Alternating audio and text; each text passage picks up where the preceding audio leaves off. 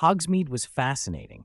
It wasn't large, but it was a complete village. The owl post, clothing chains, candy shops, tea rooms, large magic equipment stores, shops selling magical ingredients, even barber shops and stores that sold magical animal feed. Whatever a witch or wizard might need was here.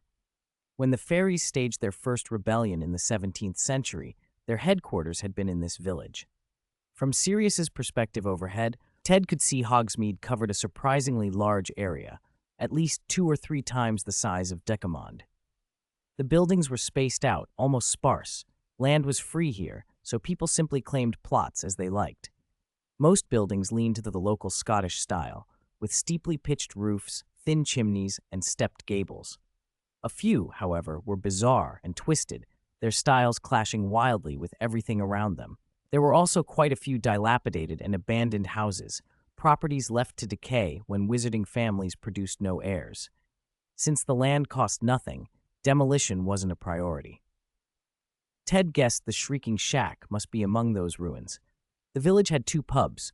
One was the Three Broomsticks, said to be over a century old, currently run by the charming Madame Rosmerta. When she stood behind the counter, she seemed, with a sweep of curves from some angles, like a beautiful mountain range, an arresting sight. Business was good. The other pub, the Hog's Head, did respectable trade as well. In the original tales, its owner was Aberforth Dumbledore, estranged from his famous brother after a tragic accident once blamed on Albus's duel with Grindelwald. The movie Fantastic Beasts and Where to Find Them suggested Aberforth had a son, an Obscurus once exploited by Grindelwald who probably later died. Obscuruses rarely lived long.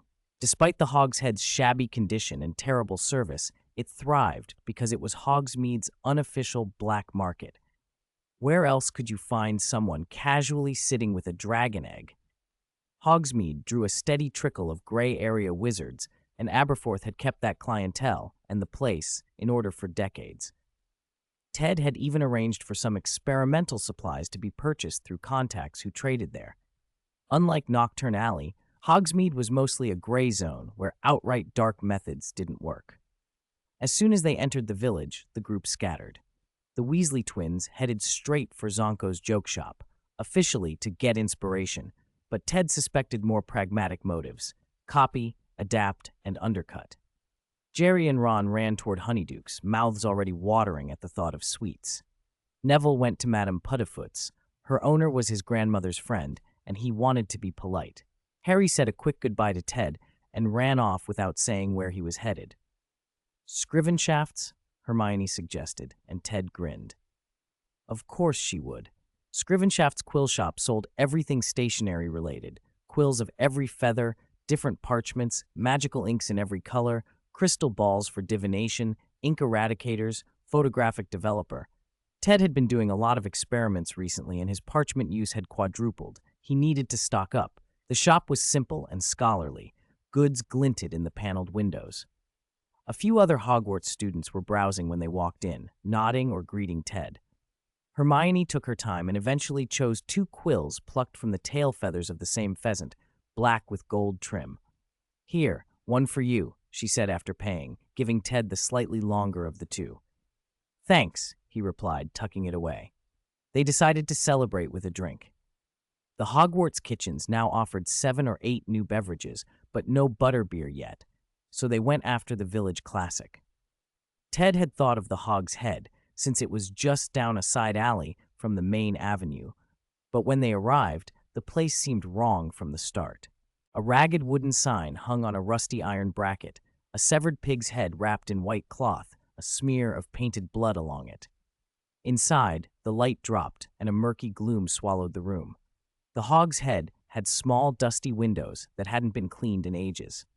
Thick dust made the glass nearly opaque, so many candles were burning even in daytime. The candles only deepened the shadows, giving the whole room a nighttime feel despite the hour. A mounted wild boar's head glowered from across the wall, its bristly fur matted and filthy. The floor felt sticky underfoot, probably never scrubbed. There was a faint, sickly, goat-ish smell in the air. Ted, who had worked at the Leaky Cauldron, almost reached for his wand to clean the place up. Behind the bar, a long-bearded man with a wary eye, Aberforth, Ted guessed. casually arranged oak tankards without paying them much attention. The other patrons all tried hard to be invisible. Hoods, shadows, even masks made the room feel like a den of suspicious business rather than a cozy pub.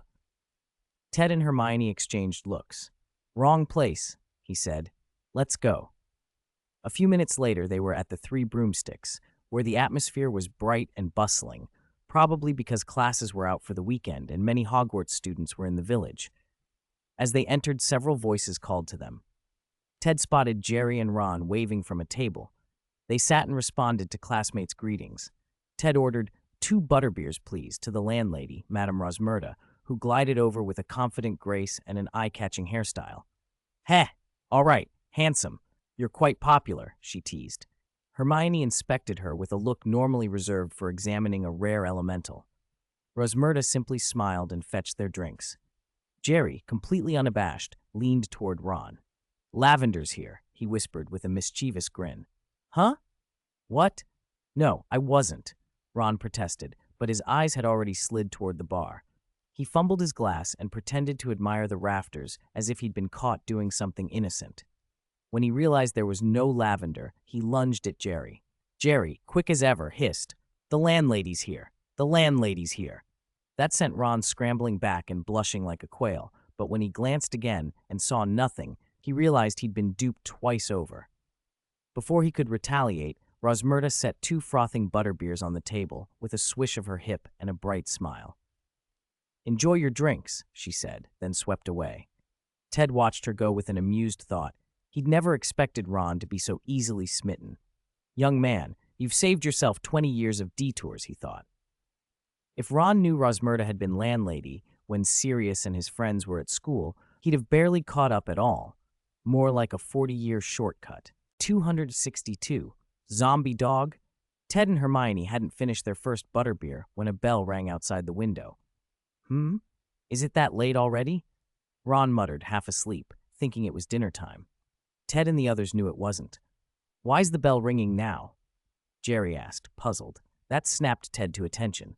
"Oh no, it's the alarm bell." They had just been joking that the bell probably hadn't tolled in 10 years.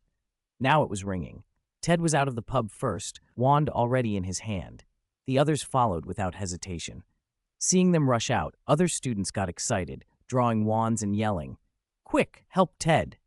6 or 7 people poured out into the street, startling the other patrons. The landlady breathed a quiet thanks that she always collected payment up front, otherwise she would have lost a lot. Time rewinds to the previous evening. Basil stumbled out of the forbidden forest, crying and filthy, clutching his krupp, Sangji. Sangji had been a seasoned hunting dog, at home in the forest. Basil made a little money doing odd jobs and selling herbs. Like many wizards without steady work, he patched together income when he needed it. He'd been planning renovations before winter and had gone into the forest to gather herbs.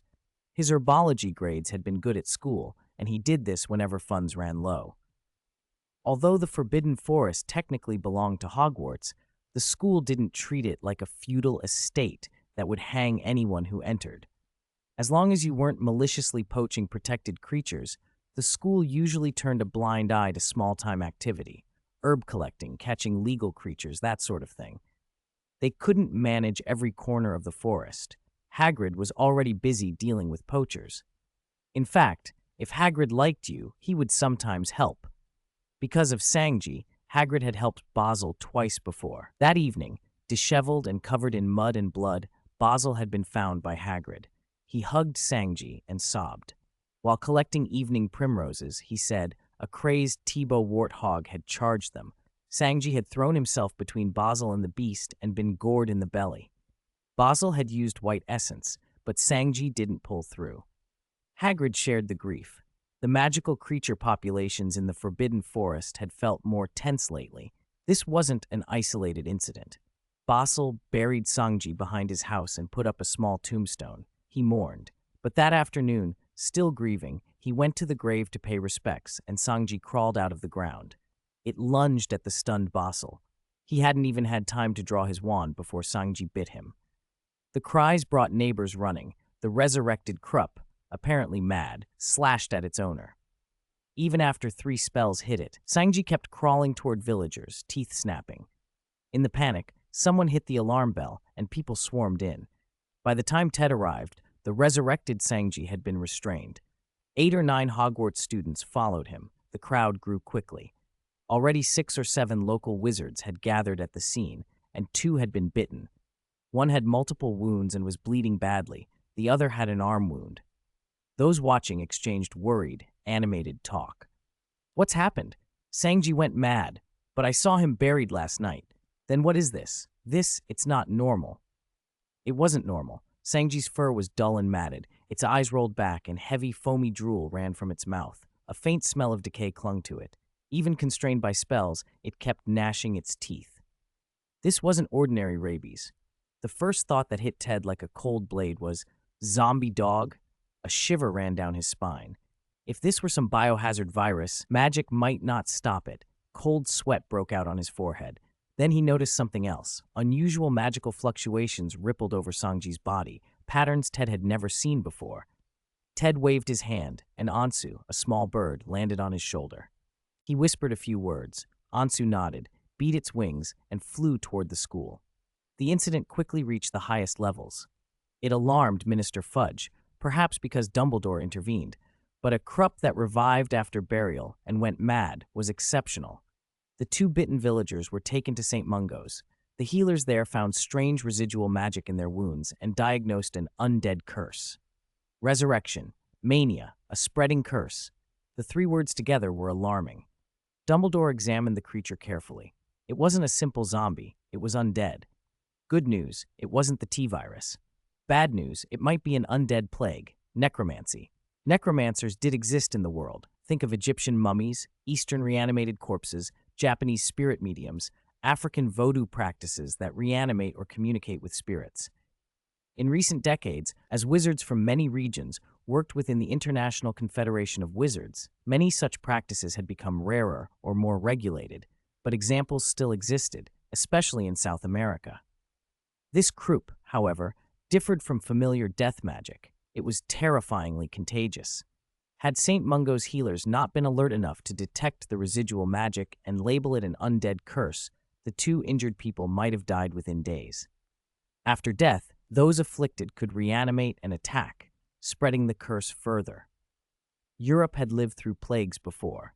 If bites turned victims into cursed, then into dead, then into undead spreaders in a matter of days, and if that could happen among the countless magical creatures in the Forbidden Forest, the consequences were nightmarish. The ministry mobilized. 30 or 40 aurors and hit wizards arrived in Hogsmeade with specialized gear. Some sealed the village, forbidding entry or exit. Others went into the Forbidden Forest searching for the crazed Thibaut warthog Basil had described. Healers at St. Mungo's, curse breakers, and potion masters set to work researching how to break the curse and develop preventive measures. The ministry also invested in protective technology. 6 giant, magic-guided devices, over 2 meters wide and 3.5 meters tall, were set around Hogsmeade in a hexagon and activated to create a powerful magical barrier that could envelop the whole village. Ted knew Hogwarts kept defensive enchantments, but not such a device. This use of gnome-guided technology was impressive. Aurors and hit wizards carried standardized equipment etched with familiar dwarven runes, a sign of increasing cooperation among the races. But manpower remained a problem. England's wizarding population was only around 30,000, scattered and spread thin.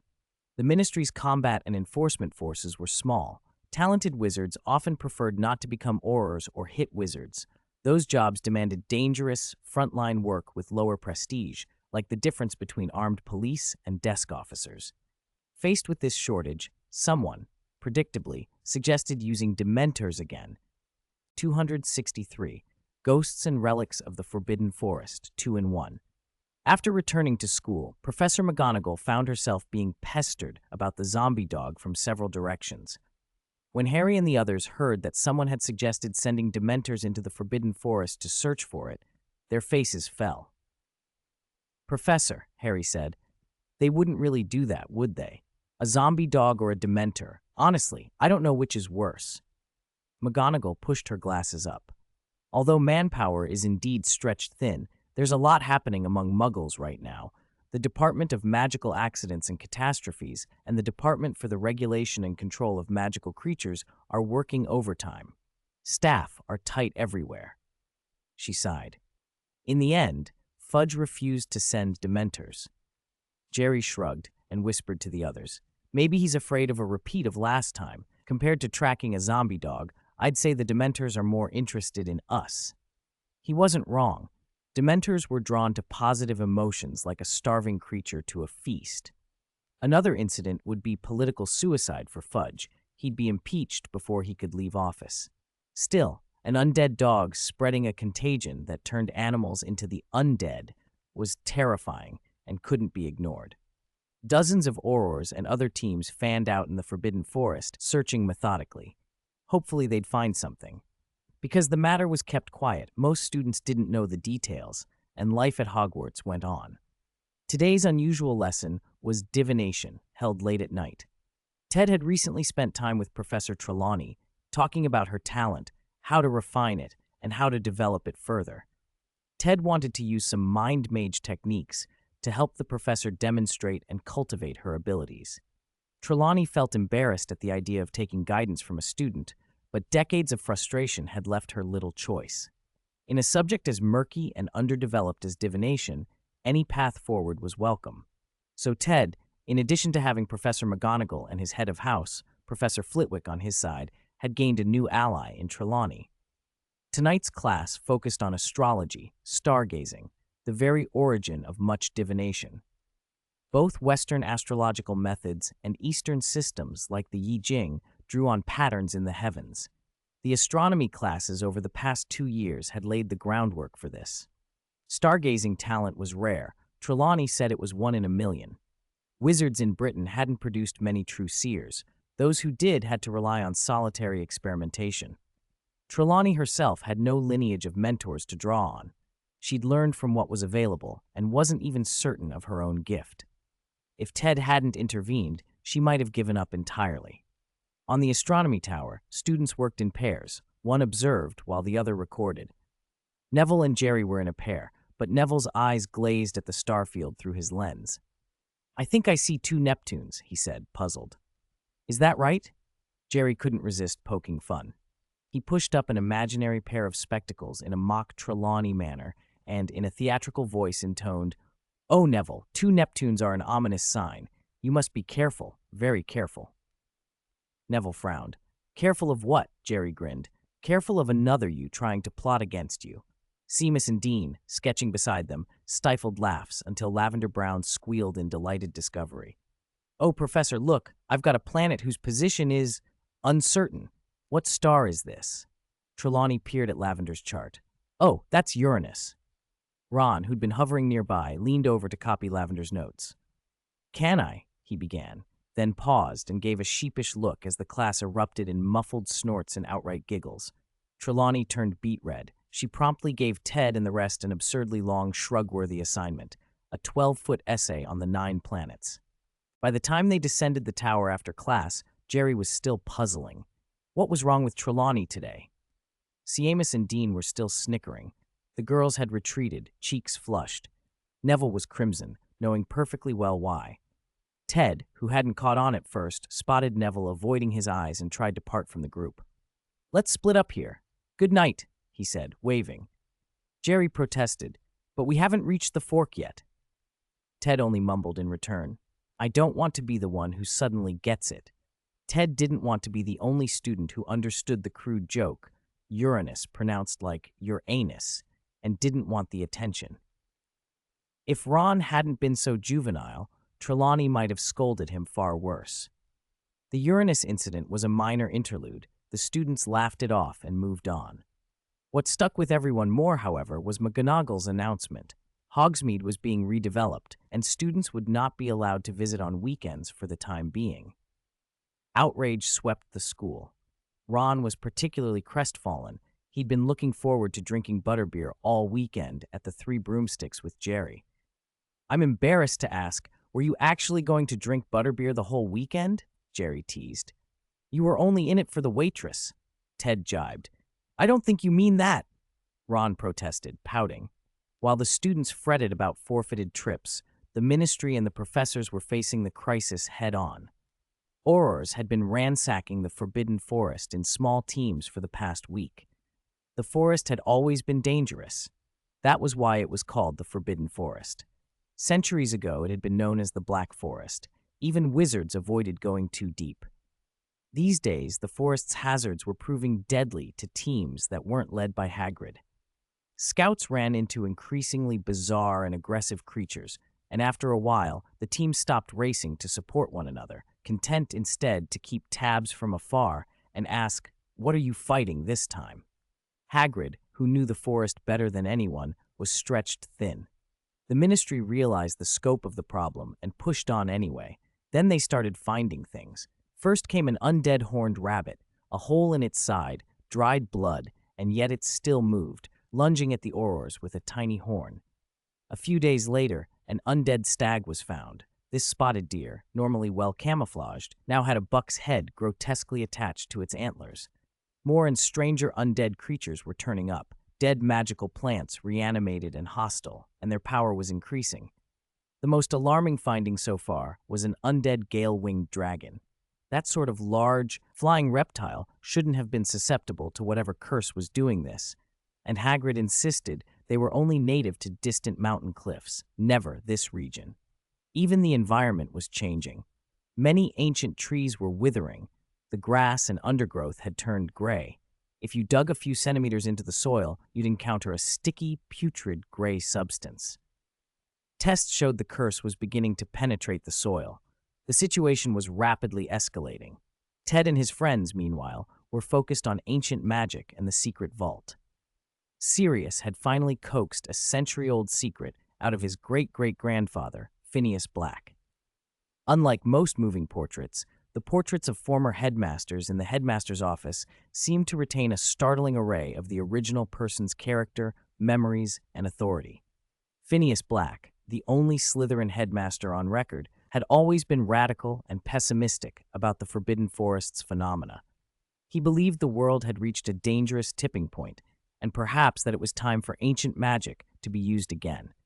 Under Sirius's persistent urging, and after Phineas heard about the current disturbances, he revealed a memory he'd kept hidden in the Black ancestral home.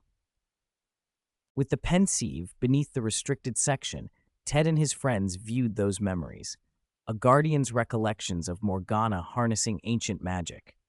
Morgana, it seemed, had risen quickly and ruthlessly through the ranks with the aid of that power.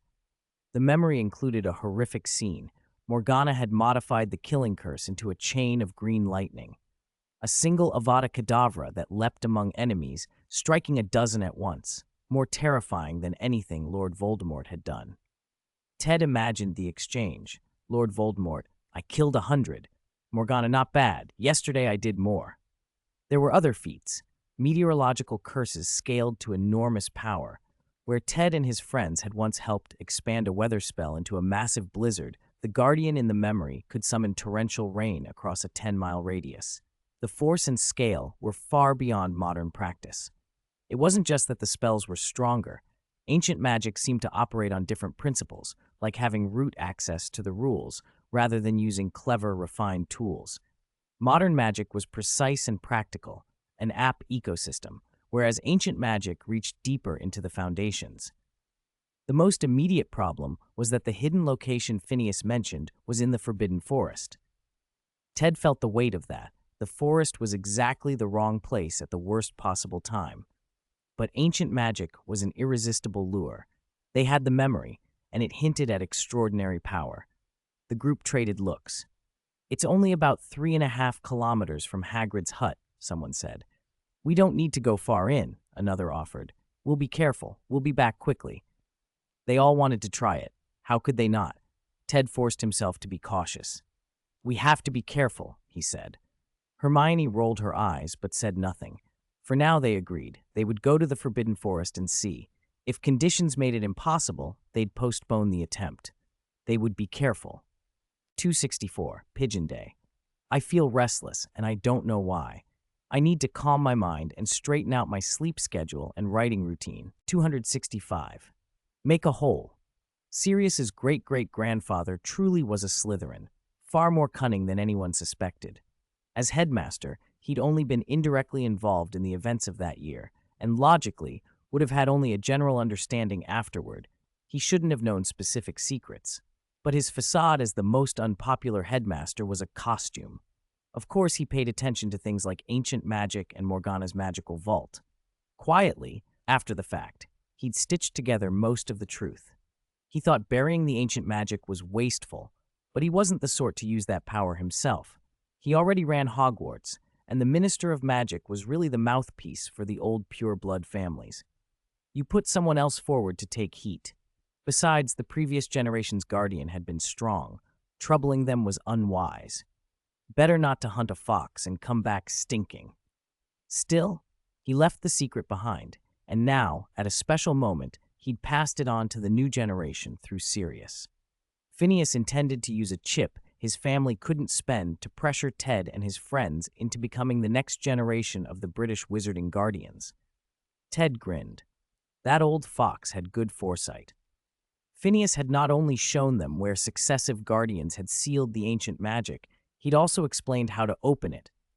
But there was a prerequisite to becoming a guardian, a special talent. Ted and his friends clearly didn't have it. Ted did, however, trigger a quest. In the end, he turned it down. Trigger quest. You have learned an important secret hidden in history from a headmaster who has been dead for decades. A great opportunity lies before you, but it will likely be a great constraint. Objective: after accepting the quest, create a key and enter the Guardian's secret realm. Reward: your wizard profession will change to Guardian. As a Guardian, you must guard something. It is both a power and an unshakable obligation. It was obvious the Guardian profession would be powerful and probably came with ancient magic bonuses. Ted read the description over and over then, after thinking it through, declined the transfer. It was simple. Must guard something meant a permanent obligation. Without his otherworld knowledge, he might have considered it, but now he knew better. He wasn't going to trade his freedom for an ambiguous legacy title. Why did Chang Chulan in that anime refuse the Celestial Master's degree at all costs? He guessed that accepting meant losing freedom. And if you point out that hidden professions are strong, well, are Dumbledore and Voldemort guardians? No, they're the White Dark Lord and the Dark Lord. Sorry, bad phrasing. But you get the idea. Even though he abandoned the quest, finding the secret realm was still essential. Who said only the officially recognized could enter? Didn't he already get into the Chamber of Secrets under the restricted section? Qualifications be damned. He was a transmigrator. That was qualification enough. What magic couldn't he break? As it happened, the secret realm's entrance was in the Forbidden Forest, not even deep in it, just over 3 miles from Hagrid's hut. Why so close to Hogwarts? The previous generation's guardian had been a Hogwarts transfer student, and Morgana and earlier guardians had been students or professors. This line of succession had been kept inside the school. The Founders' era wasn't that many centuries removed from those times, so they'd left things behind. Ted had already opened 3 of the Founders' blind boxes. Being close made it unsurprising they found more. Because the inheritance stayed within the school, the secret realm was built nearby. When Ted and his friends arrived, invisible, the spot marked on the map showed nothing obvious. Revelio, Hermione cried. A paravestigium, Neville tried. Detect concealment, Ron muttered. Their spells gave no response. Ted, however, felt a faint anomalous magical fluctuation, not a modern spell at all. The ward here ignored contemporary magic. No matter. Ted had begun to understand how ancient magic worked. It answered authority, not modern charms. So he decided not to use spells. He stomped once. Om! A slight tremor ran through the earth, and a psionic pulse spread silently outwards. Ted felt the strange place beneath an old tree. The tree was large and a little withered, its trunk thick enough to take 2 arms to encircle. Ted figured it might have been planted by the last guardian to hide the entrance. Ron circled it, finding not even a mouse hole. He sighed. What do we do now? Are we supposed to cut down this tree? Ted smiled. You have to free your minds to free your magic. Why always follow the questioner's line of thought? We're not here to take a test. We're here to flip the table. The twins brightened at that. As expected of the troublemaker I value, one of them exclaimed. Ted raised his wand and aimed at the ground near the tree. A gust of wind blew away dead branches and leaves, revealing soil. Then he spoke a spell he'd been saving for the right moment. Fossilia to mud. The charm struck the earth. The soil turned instantly to mud and flowed sideways under Ted's guidance. The mud slid away, and a downward-sloping hole opened. The trick looked like one of those tomb robber scenes from a parallel universe, a move that would make grave robbers green with envy. They broke through into what should have been a hollow beneath the roots, and found themselves in a chamber that looked exactly like a tomb. Stone walls, a central sarcophagus. None of it felt like ruin, so much as a deliberately built tomb. It was as if they'd tunneled straight into a burial chamber. Ted was stunned. Had he digged through a crystalline wall and landed in a tomb-raiding universe? He forced himself calm. Don't panic. Let's look for clues. Sirius's great-great-grandfather had been a scoundrel after all. The man knew about this place and had deliberately withheld details to scare would-be intruders. Ted thought that rather annoying, but it explained the theatrics. In the center of the tomb lay a stone coffin, but there were no bones inside. Instead, an odd sigil hovered above the stone. Not a ward in any modern lexicon, but a teleportation spell, a kind of door key. Ted didn't have much experience with these things. Apparition was still fresh for him. He took Softy from his bag, then dug out Parker. He tucked Parker into Softy, then tossed them both into the sarcophagus. Softy plus Parker. Thank you for your immense lack of virtue. Ted used his connection to the two little devices to probe the destination. Look safe over there, he reported. I'll go first. Neville, you bring up the rear. We'll go one by one. He steadied himself, gripped his wand, and jumped into the coffin. I think I've found some reasons, he thought as he fell. I've been eating very few carbohydrates for the past 2 months to lose weight. From June 6th to 30th, it worked. I lost over 10 pounds, but this month there's been no change. Maybe the prolonged carb restriction has sapped my motivation and left me sluggish. The more you resist, the more excited we get. The teleportation felt different this time. No stretching, no world tilting. It was like passing through a sheet of water that left you dry, and then you were simply standing somewhere else. Ted took in his surroundings. An enormous, man-made hall that could have been lifted straight from Hogwarts' Great Hall. There were no windows. He couldn't tell if they were underground. Still, his fingers found the Marauder's map. Sure enough, they were at Hogwarts, right beneath the castle. Harry and Hermione materialized behind him. Ted remembered the old Guardians had buried this secret deliberately. To keep other Hogwarts witches and wizards from stumbling on it, they sealed the corridor from the castle to this place. That same sealing was what had drawn Headmaster Black's attention. He'd found another entrance in the Forbidden Forest. Of course, a place like this would have more than one exit. The front door led into Hogwarts.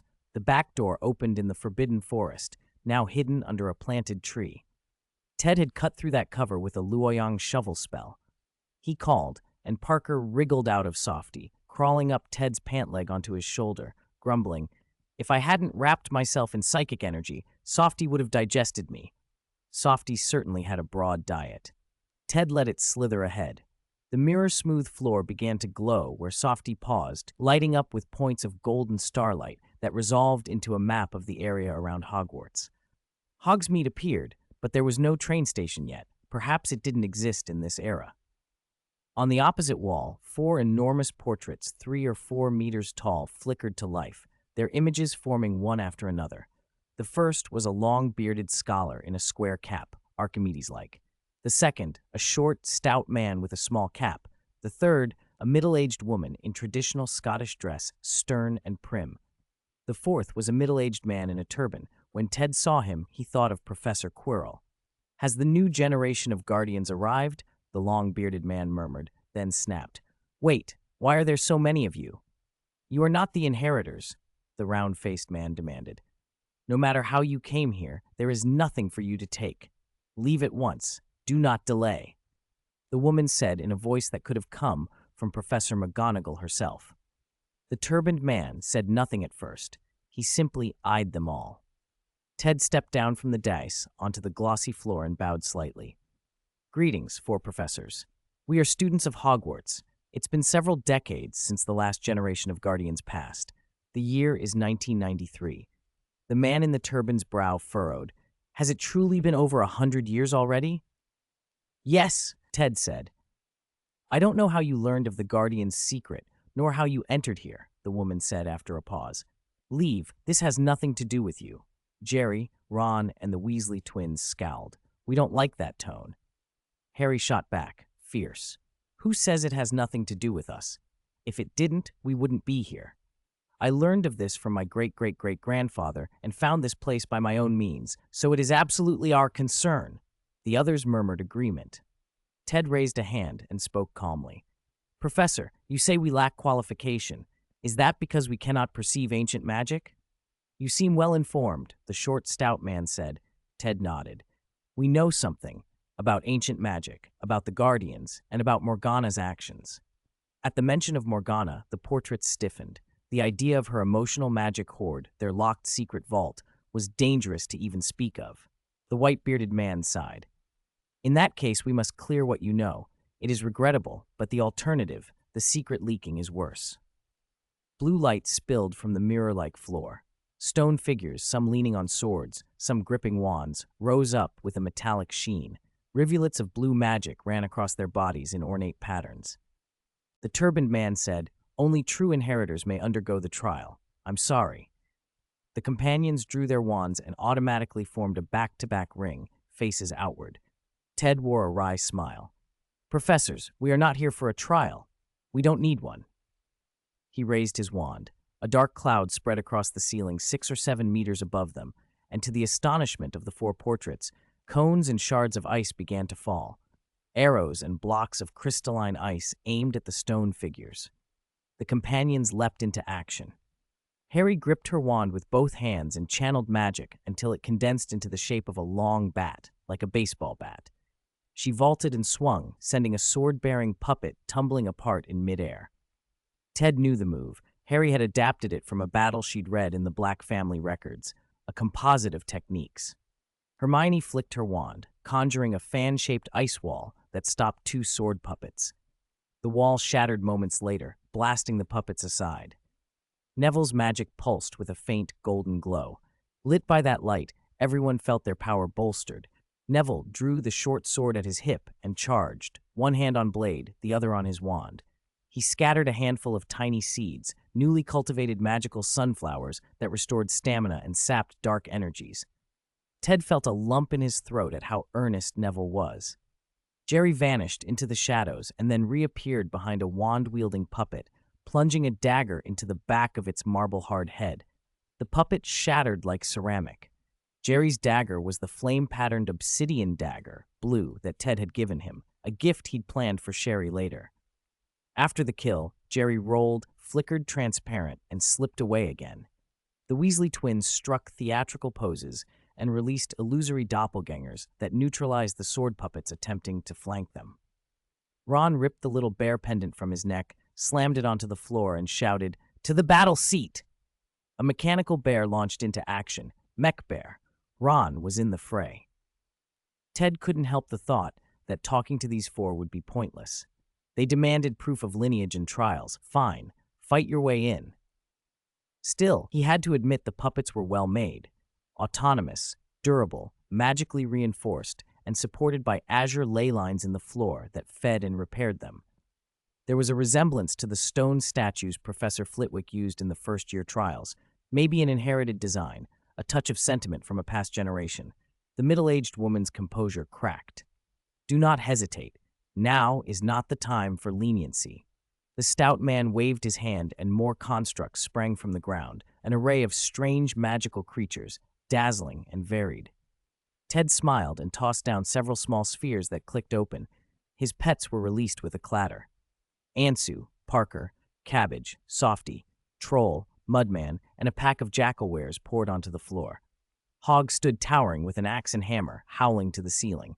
A red haze swept over the jackal-wares, and they charged with feral speed. Neville backed up, scattered another handful of seeds, and accelerated their growth. Pea shooters, walnuts, puff shrooms, fume shrooms, snare weeds, chompers, potato mines. His plant army burst into being, diverse and strange. The four portraits stared, stunned. Had magic kind grown this much while they slept for a century? Professors, Ted called, grinning. Just give up, okay? The more you resist, the more excited we get. Don't make us break you. 267. Only Ty Wade, able to submit to others. 10 minutes later, Ted asked softly, Is that all? His companion's thoughts flashed. Is that it? Don't pretend. Bring out everything. We'll crush it all. The four ancient portraits, guardians left behind by the founders, thought, this was already our last line of defense. These measures were meant as a safeguard, not a death sentence for grave robbers. This isn't serious enough, Professor. Ted and his friends unleashed everything. They attacked like players in a hack-and-slash game, tearing through the old wards and defenses. They did it not just forcefully, but in ways the portraits had never seen. Spellcraft so unfamiliar it left the four old professors stupefied. A massive blizzard swept through. Strange, compact spells flickered and multiplied. Ted's group summoned modified magical beasts, werewolf variants and others, and used an odd stick magic that turned spells into semi-solid forms adherent to a wand to increase destruction. Ice magic arrived with overwhelming power and surprisingly fine control. They used an array of magical plants. Herbal techniques were nothing new, but the species and combinations were bizarre. One of the youths glowed from head to toe. Was the Roman Church experimenting now? The short fellow with 2 round ears moved like a mutation. Were wizards using daggers now? The twins seemed to summon something invisible, something the portraits couldn't even see. And that strange puppet bear, why hadn't anyone thought to fight from inside a puppet before? Ahem, the younger generation is formidable, the long-bearded portrait muttered awkwardly. Magic has developed quite a bit, the turbaned professor from the east praised grudgingly. But one portrait's voice hardened. Even if you bypass the defenses we've set, do not, under any circumstances, touch ancient magic or Morgana's wicked powers. Ted smiled, and that smile made the portrait bristle. If I were alive, she thought, I'd teach him a lesson. Ted raised his hand slightly. Professors, I understand why you keep these things secret, but as you've seen, magic has advanced. Ancient magic gives its user advantages, but it's not invincible. He motioned to his companions behind him. My friends and I have each mastered powerful, promising paths. We only want to see ancient magic for ourselves and learn from it. We won't misuse it. In recent decades, Dark Lords have risen and killed many people. Does that mean you can't do evil without ancient magic? Ted poured the full force of his mind power into his words, using his mind voice red talent to give them persuasive sway. His companions nodded behind him, swept up by the logic. Still, Ted knew the portraits were peculiar artifacts. They carried the founders' thought patterns and wills, but they were old and resistant to outside influence. Convincing them required more than argument. That said, the speed and decisiveness with which Ted's group had overcome the portraits' defenses had shaken the portraits themselves. If contemporary magic already reached this level, ancient magic was less uniquely precious. The portraits' justification for secrecy was losing ground. Ted pressed his advantage. As for Morgana's wicked power, you said the defenses make it impossible to force your way in, but the fairies, during the earlier guardianship, touched on it. Coincidentally, we learned some things from a house elf who's lived nearly 200 years. We can find the underground passage the fairies bored. No, one portrait's voice cracked with despair. Ted merely shrugged. I can. No, I can. His casual confidence, hands in pockets as if no didn't even matter, frustrated the portraits to the point that one of the old professors covered her face and turned away, dizzy with exasperation. Sensing the moment was right, Ted continued. You don't have to worry we'll use Morgana's power for evil. Morgana pursued mastery over the emotions of the soul, extracting, controlling, even splitting emotions. I suspect she drew on research from Ravenclaw. The long-bearded professor's expression sharpened. Why would you assume that? Ted smiled slightly. He'd guessed right. Because I inherited Ravenclaw's work. I opened her laboratory and studied her methods. I learned about controlling emotions, splitting emotions, even splitting personalities. She died because her soul was damaged during experiments that probed the limits of that path. He told them vividly how he met Helena in his first year, how he evoked the consciousness and emotions Ravenclaw had left behind, how he opened the Chamber of Secrets to inherit Ravenclaw's legacy, and how he watched the two ladies fade into the world of the dead. The portraits listened as if they had been there themselves. Their attitude toward Ted softened a little. "Oh, by the way," Ted added, "we also entered Slytherin's chamber and obtained Gryffindor's secret legacy." He recounted storming the chamber with his friends, fighting the Basilisk and Tom Riddle, solving Gryffindor's riddle, and claiming that inheritance. His companions who had been part of those events felt a rush of pride hearing it told so dramatically. Was that really us? They thought. So thrilling, so heroic. "So, professors," Ted asked, "do you still want to stop us?" Silence fell. The portraits realized the visitors had already claimed legacies from 3 of the founders. The old sense of superiority tied to ancient magic suddenly felt less absolute. Seeing raw capability before being lectured to had shifted the balance. Force lent weight to argument. Finally, the long-bearded portrait sighed and bowed his head. "Very well. We hope you won't go astray. True power isn't only in flashy spells. Please, understand that." As he finished, the floor beneath Ted and his group slid down like water draining from a pool. The chamber lowered 3 meters, revealing a trapdoor. Ted bowed. "Thank you, professors. We promise we will not use this power for evil."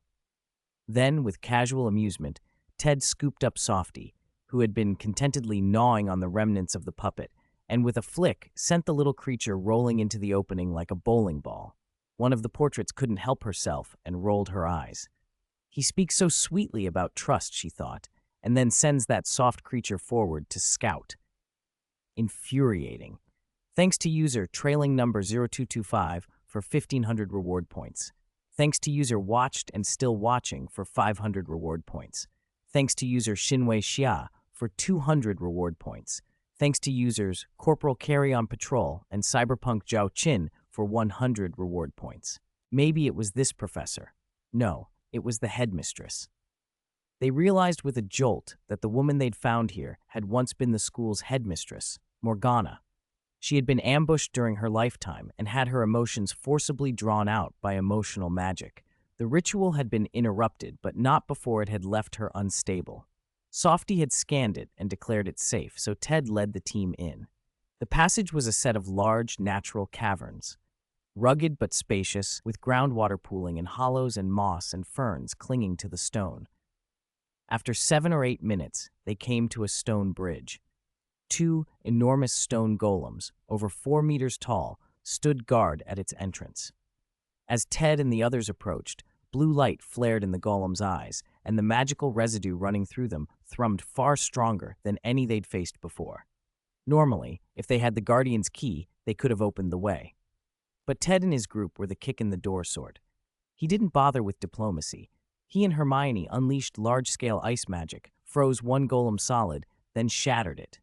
The others swarmed the remaining golem. It didn't last 5 minutes. Softy piped up cheerfully, "Dinner time!" When the 2 stone sentinels fell, their greatswords shed blue light and triggered a rune array on the bridge. The portal at the far end opened. Inside a complicated stone array floated a sphere of goblin-forged silver, humming with restless power. Even through the sliver of metal, the energy was palpable and foul. Fragments of memory and old legends came back to them. Later in her career, Morgana had become extreme. She'd begun extracting negative emotions from students with traumatic memories. Her intent might originally have been merciful, to ease pain, but manipulating emotions that way damages the soul. Emotions and consciousness are parts of the same thing. The act of drawing emotion is a splitting of the soul. Ted thought of Lord Voldemort and how he went mad after too many soul fragments were torn away. The extracted emotions Morgana had taken were sealed in this sphere. The 4 guardians at the time had no means to deal with it, so they locked it away. Later generations of guardians left it untouched. It had just sat there underground, untested, dangerous, a latent disaster. To Ted, it was a ticking time bomb. A wizard's magic springs from soul and bloodline. Emotional fluctuation is one of the keys to generating magic. Magical creatures show the rule. Intelligence and emotional richness generally correlate with power. Compressed, concentrated negative emotions like this are volatile. Given the right conditions, they could give birth to aberrations or magical life. Magic alone can create life. Hogwarts sits above a confluence of sources, the leyline network's nodes, and the magic leaking off students. These energies carry an emotional slant. Years of tension and rebellion in the school's atmosphere had once spawned Peeves. If this mass of bitter, anguished feeling had been left to gestate, who knew what would have come of it? Even if it didn't spawn spirits or gods, an uncontrolled release would be catastrophic, like a magical radiation version of the little boy, and it lay 100 meters below Hogwarts. If it detonated, the whole school could be blown apart. Using it as a power source wasn't an option either. Anyone who tried to absorb or harness it would be taking in poison. There was no sane engineer or mage who'd attempt it. It was a magical contaminant, a filthy, corrupting force.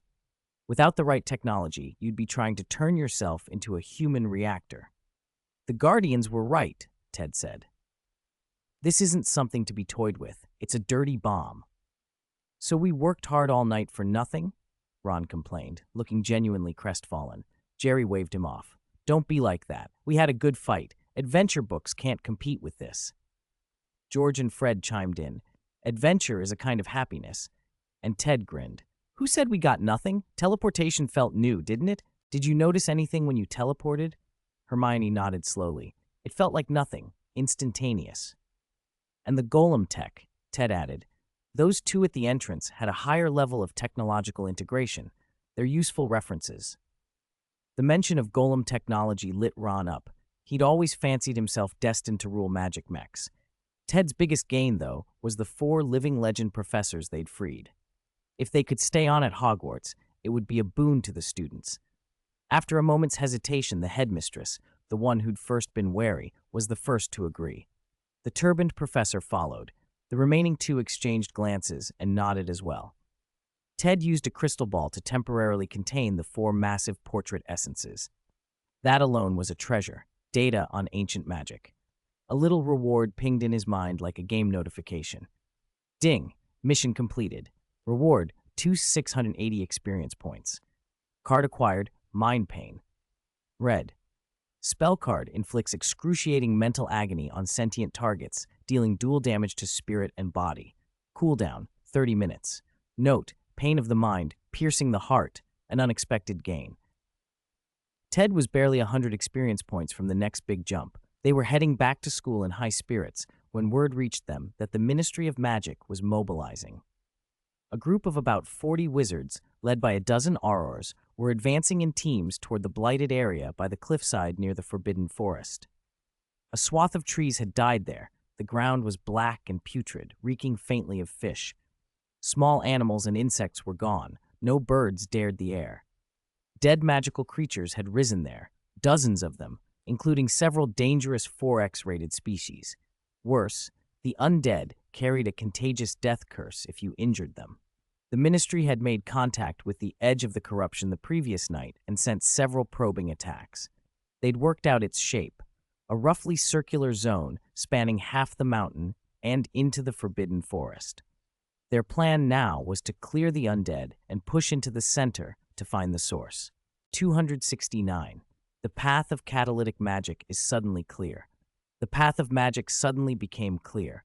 From the ruins left by the Guardians, Ted had unearthed 4 living repositories of knowledge, 4 elderly men and women who seemed to contain entire libraries. Until now, he had only been able to learn fragments of ancient magic from Ravenclaw and Slytherin's materials. It had never been systematic or complete. These 4, however, represented perhaps the most comprehensive generation among the past Guardians. Previous generations had only one such survivor. For the current generation, it wasn't even certain a successor had been born yet. Even with the talent of a successor, access to ancient magic felt like destiny. Its decline, and the risk of its disappearance, seemed irreversible. And yet, Ted had dug them up. In the headmistress's portrait on the wall of the secret base, she wailed in exasperation, "This boy tricked us. He conned us." The other 3 portraits watched with a mix of irritation and disbelief. What good did it do to shout now? Did she expect him to send himself back? The 4 of them had been in their prime 300 or 400 years ago. Counting the years since they were painted, they were approaching 2,000. and they'd been outplayed by a 13-year-old. This boy doesn't look like a third year at all, they thought. When the portraits first encountered Ted and Neville in the underground ruins, they'd assumed they were at least fifth years. It wasn't only their strength. Ted's every move was unnervingly mature. From the start, he had controlled the situation and led their thinking astray. It proved something else, too. Modern magic's limits had been overstated. What Ted and the others had shown so far were their best tricks, but not ancient magic. There had been no hint of that in what the three giants had left. Ted, apparently, had been entrusted with the future and had pulled a fast one on 3 old men and 1 old woman. Ted grinned and answered cheekily, "Professor Fitzgerald, don't be so dramatic. We're Ravenclaws. Power is important, but wisdom is an even greater strength. I just took advantage of asymmetric information and used wisdom to act. You understand, right?" The headmistress rolled her eyes so hard it was almost audible. She longed to poke a hole in his portrait with her wand. Still, she had nothing really to object to. After all, she was a Ravenclaw. Ted's method may not have been entirely honorable, but it was undeniably Ravenclaw. Besides, he had found Ravenclaw's hidden chamber and even uncovered information about Ravenclaw's diadem, a relic missing for almost 1,000 years. At this point, what could she do but accept it? Professor Bakar of Slytherin, the turban-wearing Indian, was positively delighted and kept saying how regrettable it was that Ted hadn't been sorted into Slytherin. Bakar remembered, with professional pride, using a killing curse to stop Morgana before she could fully harness emotional magic during the 4-professor battle. Slytherin's proficiency with the curse still impressed him. Over the past 2 days, Ted had absorbed a huge amount about ancient magic from the 4 professors. They had essentially resigned themselves to the present and watched as he ran experiments and trials. From the portrait's point of view, although Ted was slippery with his words, his talent was undeniable. In fact, none of these little wizards were mediocre. This kind of concentration of geniuses appeared only once every 200 or 300 years, and history showed that such periods often led to great turmoil. The professor's best hope was to steer them onto the right path and prevent them from wandering into directions that would bring chaos. After trying ancient magic, Ted had to admit it was genuinely powerful. Ancient magic was less like a collection of spells and more like a method for developing a wizard's own magical source. That made it dangerous. One misstep could over-amplify parts of a person's nature, driving someone to an extreme form of a trait. A hyper-vigilant, unsociable person could become a hermit who instinctively distrusted everyone. An overly bold person could become a selfless paragon, losing other human qualities. Studying ancient magic was full of pitfalls. Ancient wizards tended to obsessively research a single line of inquiry and excel there like a laser beam. Modern wizards were more rounded, hexagonal, or circular, so they rarely had a complete blind spot. It's like comparing ancient polymaths who mastered every field they encountered, astronomy, mathematics, medicine, mechanics, to ordinary people who today receive basic education across many subjects. In the West, too, figures like Newton or Da Vinci were all-rounders who even wrote extensively on alchemy. Ancient magic maximized potential. Modern magic compensated for ordinary shortcomings. Consequently, many contemporary British wizards reached the peak of their magic by graduation. Ted had already found ways to upgrade his lightning magic and blizzard using ancient principles. His safety helmet charm had evolved into a safety barrier charm, an almost absurdly powerful defense. He had ideas for improving Sectum Sempra, but hadn't finished experimenting. After all, it wasn't his creation. If Snape had access to ancient magic, Sectum Sempra would certainly have been pushed to a whole new level. Ted also managed to localize and adapt the last unmastered spell, Teleport Dalaran, from the Dalaran Junior Battle Mage Training Manual, Green, using the coffin's teleportation array in the tomb as a template. Now, Ted's teleportation spell only required him to mark his arcane mark at a location beforehand. Then he could open a portal that could transport people, a sort of teleport without a port key. From the professors, he gained ready-made ancient magic arrays and knowledge of constructing magical puppets. The power source problem wasn't solved, but with arrays he could make autonomous puppets operate within designated areas. The professors also praised Ron's invention, the idea of piloting a magic golem mecha, as highly creative. Using the knowledge he'd just acquired, Ted began designing a larger, stronger, and more imposing magic-powered mecha. The little bear mecha had been cute, but it was time for an upgrade. Ron threw himself into the work with unprecedented enthusiasm. He studied magic machine design day and night and helped build the thing personally, choosing and testing materials, mechanical design, magic circuit layout, attaching magical function devices, enchanting runes, 7 or 8 major phases and dozens of smaller ones. He took part in every step. It was a little mad, but utterly sincere. There was light in his eyes and a dream in his heart. Professor Rackham, the long-bearded Hufflepuff dean in life, told stories of ancient puppeteers who poured all their emotions and magic into creating puppets. Those puppets were said to have feelings indistinguishable from humans. Ron believed that. He treated the nascent machine like a pet. He stared at it for hours, stroked it, talked to it, and even, in a tender moment, offered it sunflower seeds. Ted had to buy Ron a big bag of seeds just to get him to eat. Jerry nearly panicked. Ron had gone 8 hours without mentioning chicken legs and begged him to go fetch lavender brown instead. It was preferable for Ron to emit the sour scent of young love than to be smitten with a half-finished mecha. Ted hadn't meant to joke about machine spirits, but he probably shouldn't have. The child took things literally. Meanwhile, 2 of their older friends finally decided to walk a path no one had followed before, the path of the magical avatar. Choosing that path would cost them in other areas, spells, herbology, transfiguration, where their progress might be slower and less spectacular. In exchange, they would dedicate themselves to avatars, larger, taller, stronger, faster, and more functional constructs that would act as an ever-present invisible warrior. The 2 of them were 2 years older than the others. Those 2 years were crucial for rapid development, and their grasp of ancient magic was correspondingly faster.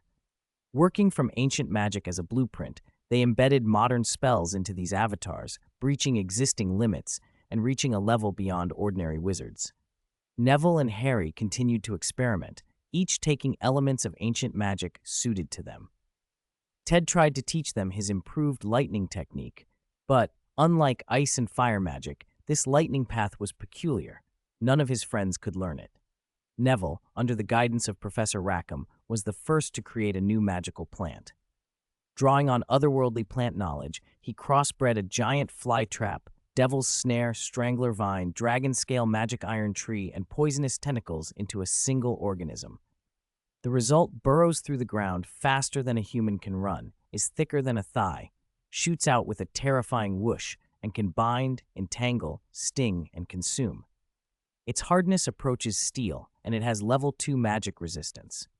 If one of those things burst out from beneath someone's feet and clamped down, even a 3-4x level magical creature might be killed instantly. Ted could only laugh. I wanted to teach you the Flash Thunderfist, and you taught yourself the wooden stake method. Harry, she had found a different but equally effective route, enhancing and externalizing magical power. Rather than converting power into spells, she amplified her magic directly into force and externalized that force, turning magic into raw, enhanced attacks. It was a simpler, straightforward approach. Instead of casting a spell to create an effect, channel your power into an external weapon or attack. She loved the satisfying impact of smacking enemies 7 or 8 meters away with a club of pure magical force. Her method fit Neville well, and he adapted the idea into his holy light magic power. Ted watched it all and, bewildered, realized that some paths simply suited certain temperaments. Lightning magic, it seemed, wasn't for everyone. This catalytic, self-developing path favored direct, simple, and bold natures. Jerry and Hermione, meanwhile, weren't well suited to those routes, but that didn't mean the group lacked options. Each of them was finding a niche where ancient principles could multiply their strengths in new and unexpected ways. 270. Halloween Eve. Every day is the same. Occasionally I have a sudden whim. As long as I have Doraemon, laughter will be extended indefinitely. Ted hummed a little tune, pleased with himself as he applied the final magical reagents to the red dragon egg set in the center of the large magic circle. He cast spells with steady hands, carefully regulated the temperature, and even turned the egg when needed. The rotund old professor who had helped him, Professor Rookwood, was a Gryffindor who taught potions and also worked on what would later be called care of magical creatures. At the time, there wasn't really such a course. Magical creatures were still so troublesome that people tended to want to kill them rather than protect them. Professor Rookwood's specialty was breeding magical beasts, and many of the creatures found in the underground ruins were his doing. Ted had been able to recover a great deal of lost knowledge from him and finally replace the last hatching material he had been missing. At last, he had gathered everything needed to hatch the egg. Ted had made the magic circle in his secret base, an arrangement that filled an entire room, more than 60 square meters, and had even tapped into the school's magical network to assist the process. He could already feel a heartbeat inside the dragon egg. Everything was going smoothly. Ted was ecstatic. In the meantime, he'd also made progress in alchemy, crafting a few magical items for his friends because Professor Trelawney's prophecy still made people uneasy. Alchemy wasn't part of what the four main professors taught. They knew little of it. Hermione, following Ted's ideas, developed several spells, or rather, adapted existing ones using ancient principles, with impressive results. While Ted and his friends enjoyed a busy, productive life at school, the Aurors in the Forbidden Forest suffered a serious setback. Their close-quarters tactics had been working well, but when they reached the foot of the mountain, less than 2 kilometers from the center of the corrupted land, the pressure suddenly increased. Their advance was repeatedly disrupted, and there were casualties. It took the ministry several days to send reinforcements. After they identified a central point and found a cave beneath a cliff, they were about to investigate when the strongest counterattack struck. More than 30 undead acromantula, led by a gigantic acromantula commander, burst out from below and ambushed the Auror team. 16 undead centaurs, armed with spears and bows, charged from the gray mist on both flanks and split into 2 groups. In less than 5 minutes of fierce fighting, 2 wizards were killed and 7 or 8 were wounded, forcing the survivors to retreat in disarray. If Hagrid had been there, he would have recognized the largest of the acromantula as Aragog, the spider he'd raised.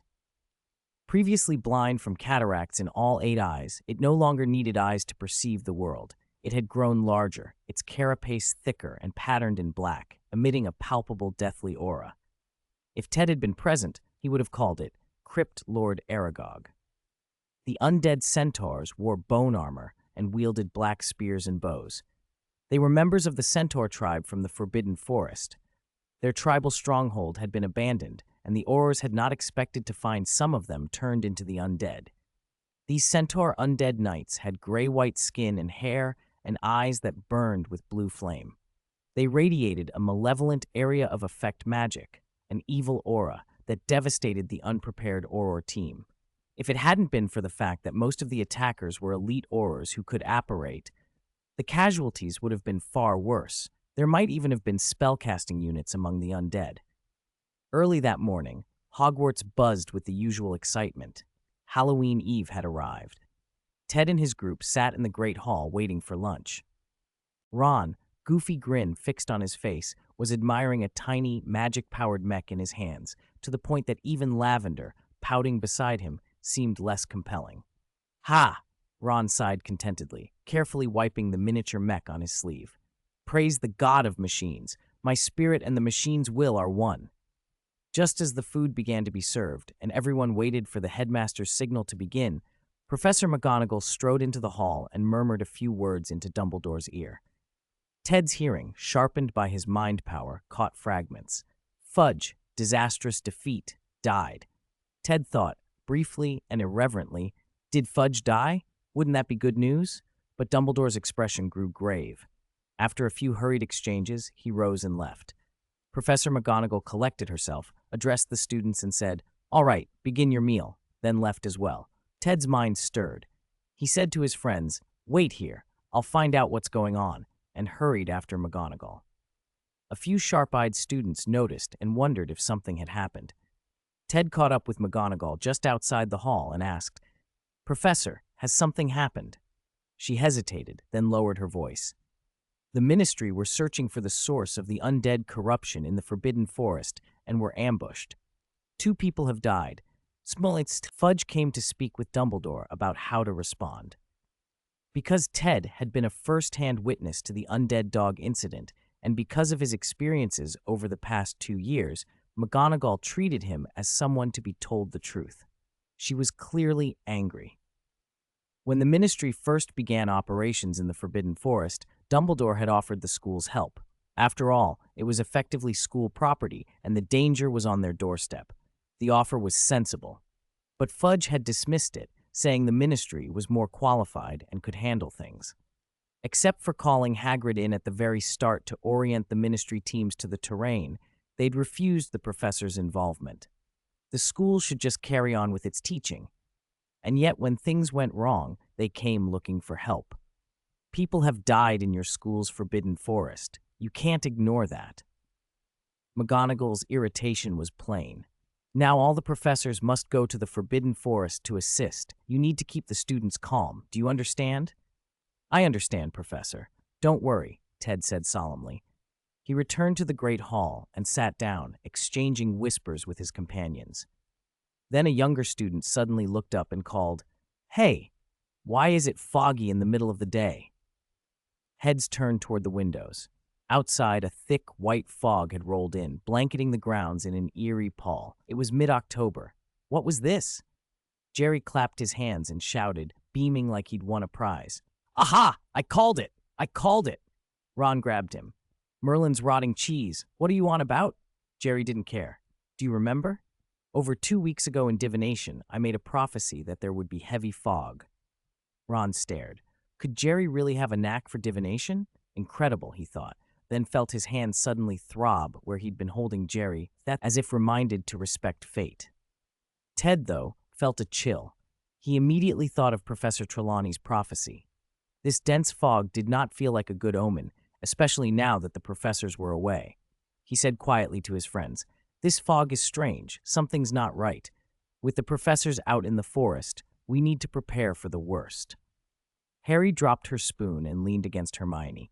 "I knew it," she said. "Nothing good ever happens on Halloween." Chapter 268, Night Falls, 2-in-1. Facing the spreading, creeping fog, Ted decided they should prepare. He called a quick meeting with the head boys and girls and the student union presidents. "Something happened at the Ministry of Magic," he said. "Most of the professors have been called away, and now this strange fog has shown up. We should make preparations, just in case." Ted had been involved in school affairs for 3 years and still carried considerable authority. A few of the older students looked skeptical. After all, it was only fog, but he continued bluntly. "You remember Hogsmeade being closed temporarily? That wasn't for construction. Something happened there. The ministry has put out a gag order, so most people don't know, but we were eyewitnesses. An unpredictable enemy appeared."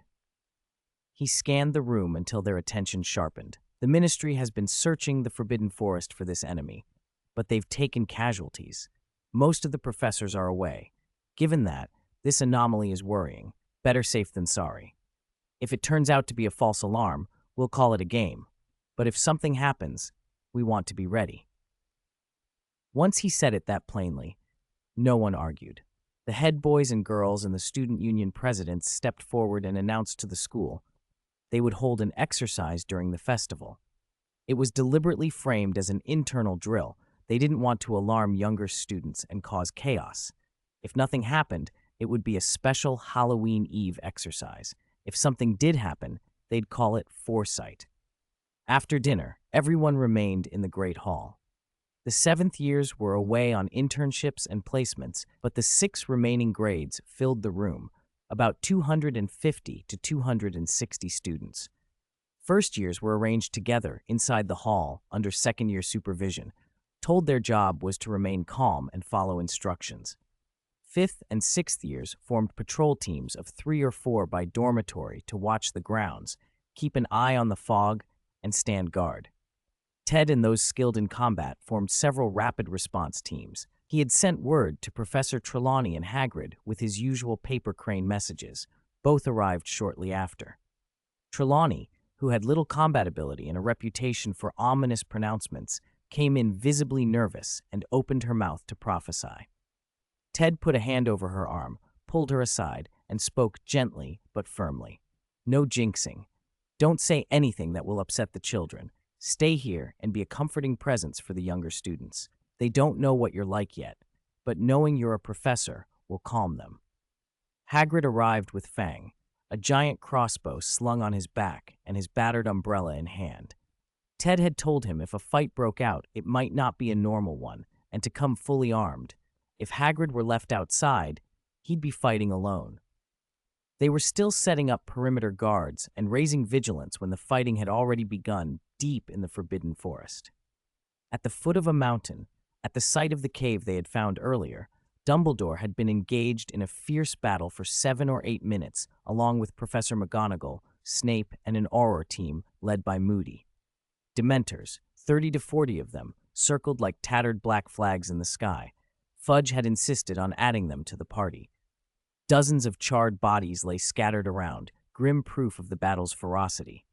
Centaur undead in skeletal armor, Acromantula undead that could burrow, and every kind of corrupted magical creature lay dead or wounded. The worst part was that these undead felt no fear, no dread of death, and they were hard to kill. Even when a Diffindo tore a large Acromantula into pieces, much of its bulk still writhed and attacked, spitting silk to entangle foes. Only fire or rare white magic could reduce them to ash or dispel the death magic that animated them. Only Dumbledore and Snape had those particular abilities on the field. Snape had even begun to use the dark arts to excise the corruption, grim, efficient, and unsettling. Moody had not hesitated to follow suit. There was little time for moralizing. The enemy had to be stopped. They pressed toward the cave, but a thick fog began to pour out of it. The seasoned wizards closed ranks around Dumbledore. He raised his wand and cast a lumos, unlike any ordinary light. Bright as a searchlight, it cut through the fog in a broad arc and revealed the clearing. Yet the fog simply slid past the illumination and spread elsewhere into the Forbidden Forest. Dumbledore flicked his wand and intoned, "Slaughter blockade." A ring of white light sealed the cave mouth like an executioner's circle, blocking escape. Dumbledore didn't think the dark wizard before him would make a run for it. He was worried the enemy might have a way to slip away. Whatever had been done here, the killings and the use of death magic had already endangered more than the forest. Dumbledore would not let the culprit escape. The fog fed the cave mouth, and as it thinned, a figure walked out. He was short, about 1.6 meters, his robe ragged, but his face was no longer human. A translucent membrane stretched over skin that was rough and scaly in parts, studded with hard protrusions like spikes. 2 curved horns rose from his head. His golden eyes had vertical pupils. His mouth split wide, lips turned out, teeth jagged and prominent. Long black claws curled from his fingers. He carried a staff taller than he was. His left hand was a huge, ghostly white claw, empty and menacing. A gray aura of corrupt magic swelled around him, and the power radiating from him seemed to eclipse most of the wizards on the field. Behind him shuffled a swarm of grotesquely modified undead, creatures they had not yet seen on the edge of the forest. "Ha!" The newcomer sneered, his golden eyes boring into Dumbledore. "So you are the great Dumbledore?" The man was Ryan, a demon wizard who had once bound himself to a demon, then killed his demon and absorbed its magic-infused left hand into his own body, becoming something between human and demon. He'd fought for power across shifting factions until an ambush nearly killed him. Gravely wounded and on the brink of death, a temporal rift yanked him into a chaotic vortex where he encountered another lost soul. He did not spare that soul, for Ryan had the ability to drain magic, and in doing so, he absorbed more than life. He absorbed a sliver of something old and terrible. The enemy he killed in that vortex had been part Death Knight, crafted by necromancers unknown to this world. That death power lodged inside Ryan and took root. To survive, he retreated to the Forbidden Forest, feeding on the life of creatures there and learning to handle the death magic that had invaded him. Soon his hunger became a ravenous need. He drained victims to keep himself alive and stronger. When his activities in France were discovered and he fled to Britain, his body deteriorated further until he made his home in the cave beneath the forest. He had captured and corrupted strange things, fairies among them. A small team of 7 fairies, sent by a zealous faction eager to find the source of the corruption, found his cave and offered to ally. Ryan mocked them and turned them into undead. Yet those fairies, as they perished, had spoken Dumbledore's name, enough to set a plan in motion in Ryan's cold, calculating mind. He was not interested in merely fighting wizards. He wanted a source of magic large enough to make him invincible. What better target than a school full of young spellcasters? If he could draw Dumbledore out and distract the ministry, he could send his undead to the school and feast on the students' life and magic. The Auror skirmish at the cave mouth had been bait, all to draw attention and test Dumbledore's strength. If Dumbledore fell, Ryan would take the rest. If Dumbledore proved too strong, Ryan could still use the distraction to harvest others. Now, as undead surged from the cave, more than 200 of them, most at least powerful enough in their ways to be classified as level 7, Ryan grinned and raised his staff. Dark canopy, magic howled into the sky. The clouds thickened, and a sudden pall blotting out the sun swept over the forbidden forest. The darkness fed upon the decaying energies of the land, and in scarcely a moment the gloom enveloped Hogwarts and Hogsmeade. Corpses crawled from the earth, zombies, skeletons, corrupted creatures pouring toward the school. Back in the Great Hall, a first-year cried, "It's dark," and the hall went instantly black. Ted snapped his fingers and dozens of torches along the walls burst into flame. Floating candles blinked to life. "Stay where you are," he ordered. "Combat teams, meet me at the castle entrance." At the same time, the carved stone guardians embedded in the castle's columns, winged boars and horned deer, stirred and leapt to defend the grounds, tackling several undead fairies and their dead mounts. The fairies, moved by the same necromancy that animated their mounts, shrugged off the assault and with a string of spiteful spells shattered the stone statues. The leading undead fairy bare its teeth in a grin, blue flame light flickering in its pupils. "Damn wizard school," it hissed. "Finally, the destruction of you. Follow me. Kill every last student." Ted's jaw tightened. He recognized that face. The fairy had been a leader during the Land of Fire incident, one of the Goblin Caravan's lieutenants. His uncle had been pulverized by Ted then. Fate had a way of lining old debts up against new carnage. The fog pressed at the windows. From the forbidden forest came a tide of death, and the night closed in. 272. Army of the Undead. Ryan, the former evil sorcerer turned necromancer, was as powerful as everyone remembered. Even in his original world, he had been a notorious force, so notorious that 4 or 5 famous heroes once ambushed him to stop his troublemaking. His power had come from 2 sources, demonic contracts and his own wizardry. He could manipulate earth to cause earthquakes, open fissures, and launch countless earthen spikes. He could maliciously transfigure the unprepared, frogs, chickens, sheep, turning enemies into easy, obedient sources of magic. From his demonic pacts, he gained life-draining abilities, magic extraction to strengthen himself, and the fearsome finger of death, a concentrated, corrupting strike from his demonic finger that could tear a soul apart. With that trump card, he had felled countless powerful foes. After absorbing the remains of a semi-finished Death Knight, Ryan had been forced into the path of necromancy. His powers shifted and, by and large, grew. In addition to earth control, transfiguration, life drain, and the finger of death, he now commanded death magic and an array of necromantic arts. Where once he had been a lone menace, he now delighted in mass production methods, raising corpses, enslaving the undead, infecting the living.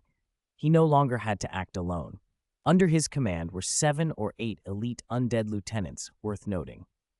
Crypt Lord Aragog, once leader of a colony of Acromantula, had been spared in life only through political maneuvering and long years of decline.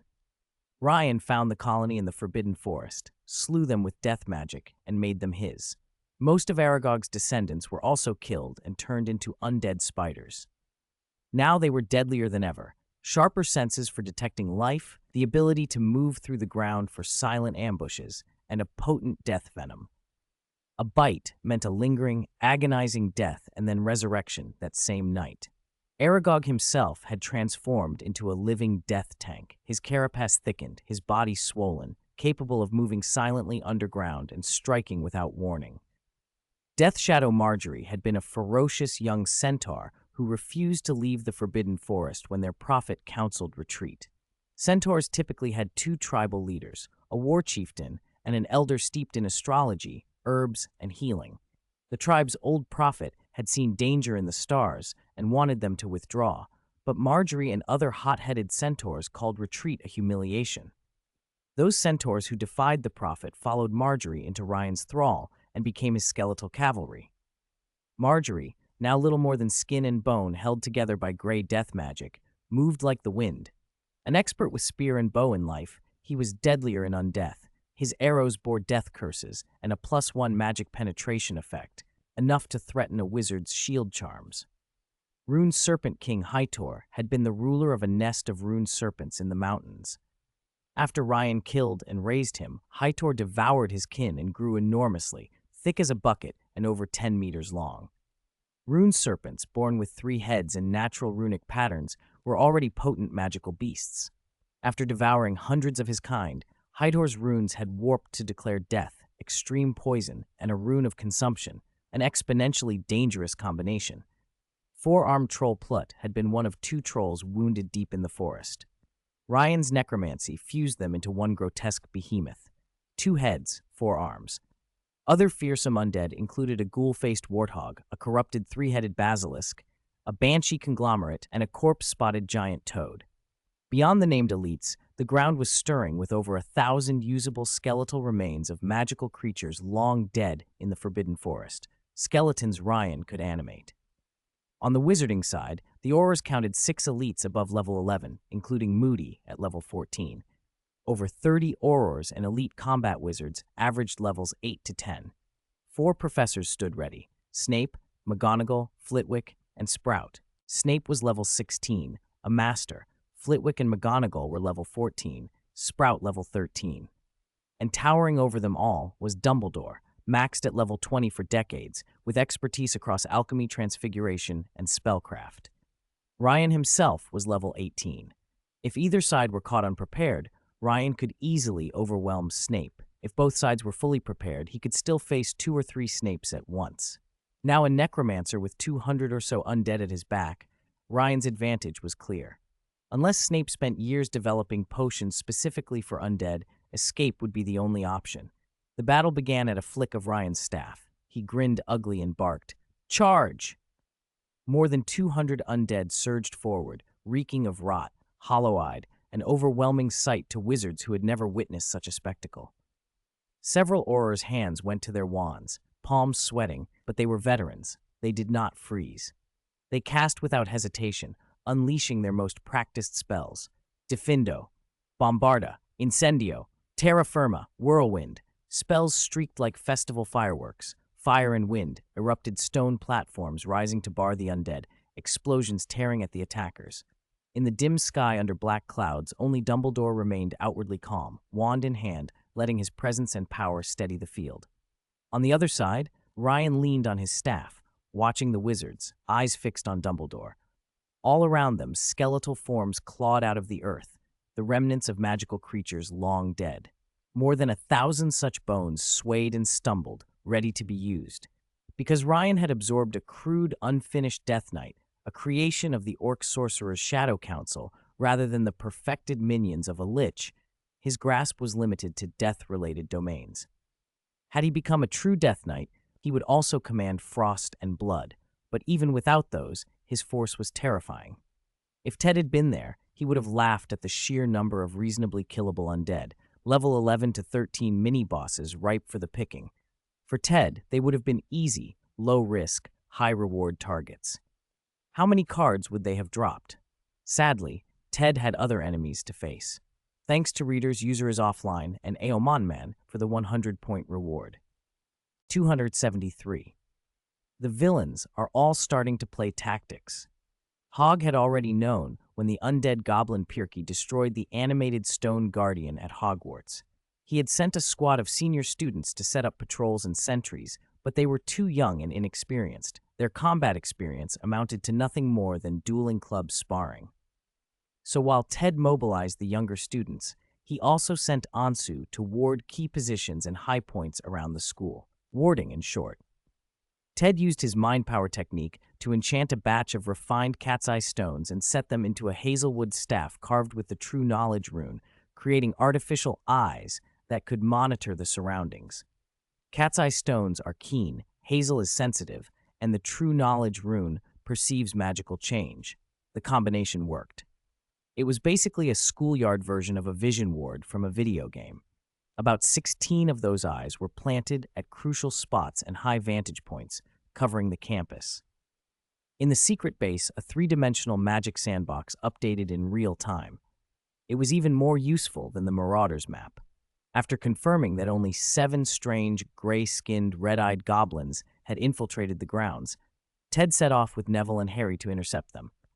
The Weasley twins, their sister Peggy, and a contingent of other seniors formed a reserve and guarded the Great Hall to protect the younger students and prevent the enemy from trying to lure defenders away again.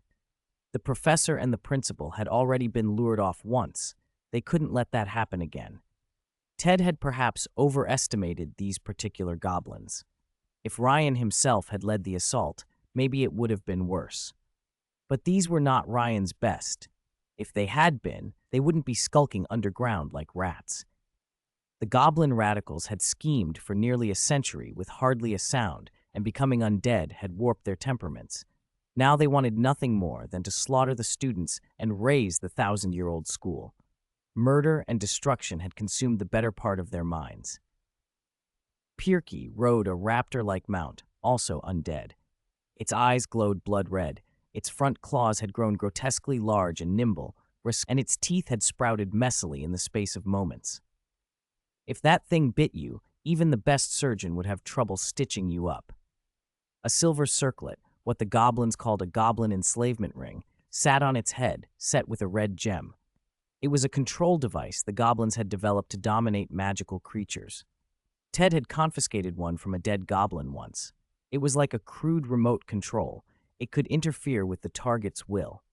Ted didn't need such tricks. Mind power worked far better for him, but the goblins used them because they couldn't properly tame creatures by other means. Pirky was the first to cross the wall, charging into the castle in a frenzy, imagining a massacre. Then the ground suddenly exploded with a thump beneath him. A huge ice ring, 15 to 16 meters across, erupted. The goblins who had leapt down behind him were frozen in place, legs and mounts locked in ice. Anything protruding from the ground was iced over too. Then the earth surged with magic and flared red. "Not good! Run!" someone yelled.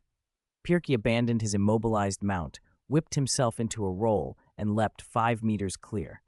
Before he could even look back, a thunderous boom tossed him another 3 meters and slammed him to the ground. The other goblins were quick and experienced at raiding tombs. Most managed to clear the blast radius. One, however, had his foot caught in a stirrup while dismounting and was caught in Ted's fiery storm. A 6-meter diameter pillar of flame shot up 15 or 16 meters, higher than a 5-story building, lighting the fog. The fiery storm lasted only a few seconds, but it turned that goblin and 7 undead mounts into unrecognizable black char. They'd lost 1 combatant before the battle had even really begun. The rest went from cavalry to dismounted infantry. Pirky gave a dog-like howl, eyes blazing, teeth clenched. His fangs were now 1.5 times longer than when he'd been alive, over 2 centimeters at a glance. "Damn wizards, you all go to hell!" He swung his left hand hard. The air hissed. Bone fangs, 4 or 5 centimeters long, hammered at Ted's shield charm. Pirky's left hand had fused into a single, rugged bone weapon, part wand, part dagger, greatly amplifying his magic. He sent 12 razor-fast bone projectiles that carried a potent poison. Ted's safety helmet charm, evolved into a honeycombed safety barrier, stood firm. Its structure maximized defense and absorbed impact, resisting physical, energetic, and supernatural attacks. Ted ignored the enraged Pirky and grinned at his team. "Friends, this is our chance. We're even in numbers. Pair off and take an opponent. Let's see how far we've come." One of the 7 had already died. That left 6 goblins, perfect for Hogwarts' 6-person team to engage in one-on-one duels. Jerry chuckled and slipped behind Ron, then vanished completely. Neville glowed golden as he drew seeds from the many pouches on his belt. He had so many types he was close to becoming an elder with 9 pouches. Harry's wand hissed, spitting blue magic that looked ready to explode. Hermione began layering protective spells: mage armor, shield charms, frost wards. She'd never learned Ted's composite safety barrier, so she had to stack traditional protections. Casting shields at the outset was classic wizard strategy. Ron smiled and tugged off a small mech that had been hanging around his neck. He flung it into the air, and it instantaneously magnified by several hundred times, becoming a black and red, 7-meter-tall magic mech with jet wings and a brutal silhouette. One hand gripped a magical iron battle axe. The other was a massive multi-jet cannon. "Mount up!" Ron leapt. The mech's chest opened, and a blue magical light enveloped him as he slipped into the cockpit. From the castle towers, the onlookers with telescopes stared, mouths open. "Peggy, is that my brother, Ron?" "Twins, that's him." Pelosi's eyes shone. "So cool." Ted didn't focus on Pirkey for long. He looked southeast. "I knew it," he said. "They're setting a bait, two-pronged attack." Ted had already seen through the magical eyes. Another team had infiltrated from the southeast near the Homping Willow. It was a feint to the east, while the real strike aimed west, a pincer. These goblins, still retaining some sanity, weren't Ryan's trusted forces. They were bait. Ryan had secretly sent another team, 5 undead wizards from deeper in the woods. Those were poachers who'd ventured into the Forbidden Forest days earlier and fallen into Ryan's hands. Completely mindless and utterly under his control, those undead wizards were the only troops Ryan truly trusted. Watching another group of dark wizards sneaking onto the campus, Ted sneered inwardly. He was already prepared. "Come out, my little darlings." After obtaining the ancient magic puppet techniques from the 4 old professors, Ted had tried integrating them with terracotta army technology. Combined with the campus alchemy array and teleportation magic, the result was a workable prototype. The core power source problem hadn't been fully solved, but using a general power source inside a large alchemy array worked well enough. These puppets could now serve as effective guards in places like underground palaces or ancient tombs. It was time for a field test. Ted had also informed the reserve team, the twins, Peggy, and others posted in the high tower, through Ansu, so they could provide remote support. He was uneasy about letting inexperienced young wizards face fearless undead directly. Remote assistance would keep them safe. Ted had already used Ravenclaw's secret backdoor program to exploit the school's systems, not just to hatch the dragon egg, but for projects like this. A blue light flickered across the ground as part of the school-wide magic network activated. 4 magic puppets stored in the secret base materialized 400 or 500 meters outside the castle, perfectly blocking the Dark Wizard squad. They were an imposing quartet: a tall, armored warrior with a greatsword, a heavily armored infantryman with a sword and shield, a small, light-armored assassin with 2 daggers, and a ranged spellcaster clutching a wand. The puppets had been constructed from magic-resistant materials: scarab lapis lazuli, willow, and elderwood, assembled through alchemy arrays and implanted with magic meridians, power cores, and runes. Thanks to Ravenclaw's backdoor, Ted could activate and control them from most places in the school. He'd secretly tied them into the school's defenses, but the control remained his. They weren't designed to fight huge magical beasts, but against wizards they were devastating. Spells below level 3 were essentially useless against them. Even higher-level spells were greatly weakened. Each puppet had a specialty. The Greatsword Warrior combined brutal offense with surprising speed. His heavy steps left deep ruts in the soft grass, yet he moved like a heavy motorcycle. The 1.7-meter blade, when swung, turned the surrounding 3 meters into a meat grinder. The sword and shield infantryman was the Bulwark, heavily armored and unbothered by most charms. The dagger assassin was cloaked by a disillusionment charm, its outline blurred as it silently circled the 5 dark wizards, slipping to their flanks and rear. Ted had poured the most work into the wizard puppet. It only knew 3 spells, and they had long cooldowns, but the effects were brutal: an ice ring for crowd control, flying rocks for sustained area attacks, and a fireball that, despite a 1.5-minute cooldown, could punch through an ordinary adult wizard's shield like it was paper. Across from the puppets, the 5 dark wizards were no giants. The highest was only level 9, the rest level 7 or 8. Even if a corpse enhancement boosted them slightly, Their intelligence and reaction times were impaired by undeath. Ted let them be. He sent Ansu to keep watch from above and left the twins and senior students to handle the fight. Without challenges, they wouldn't grow. With Ansu watching, there'd be no real danger. While Ted focused on the puppet deployment, the goblin Pirky cast 2 more spells aimed at him. The magic was different from ordinary wizardry: dark, cursed, more traditional, and vicious. Pirky drew a pitch-black coffin nail and drove it through his own heart to strike at Ted. The move was an ancient mutual destruction curse. The caster harms themselves and the target suffers multiplied damage. Common folk rarely held enough hatred to use it. There was even a low-level folk version, nailing a duck's foot and burying it under a threshold to cause lingering suffering, festering palms, and slow ruin. Dark wizards had used these cruelties centuries ago. Since Pirky was already dead, he didn't need to feel the pain. He could use the most brutal form. Even so, that kind of dark art was rarely effective against disciplined wizards. It relied on surprise, had high cost and poor reliability, and once known, it bred disgust. It corroded character over time, so mainstream wizards abandoned it. Only some fairy factions still practiced it. Pirky's coffin nail curse struck the safety barrier and made the shield flicker as if a massive awl were trying to pierce it. But the magic dissipated harmlessly against the ward. Ted stayed mostly on the defensive, watching to learn the fairies' techniques. Although the fairies had been beaten by wizards more than once, they remained the second most powerful race and had their own complete systems and tricks, novelties Ted hadn't seen in the wizarding tradition. His companions were all fighting fiercely. Hermione combined several spells with frost magic in a high-intensity duel.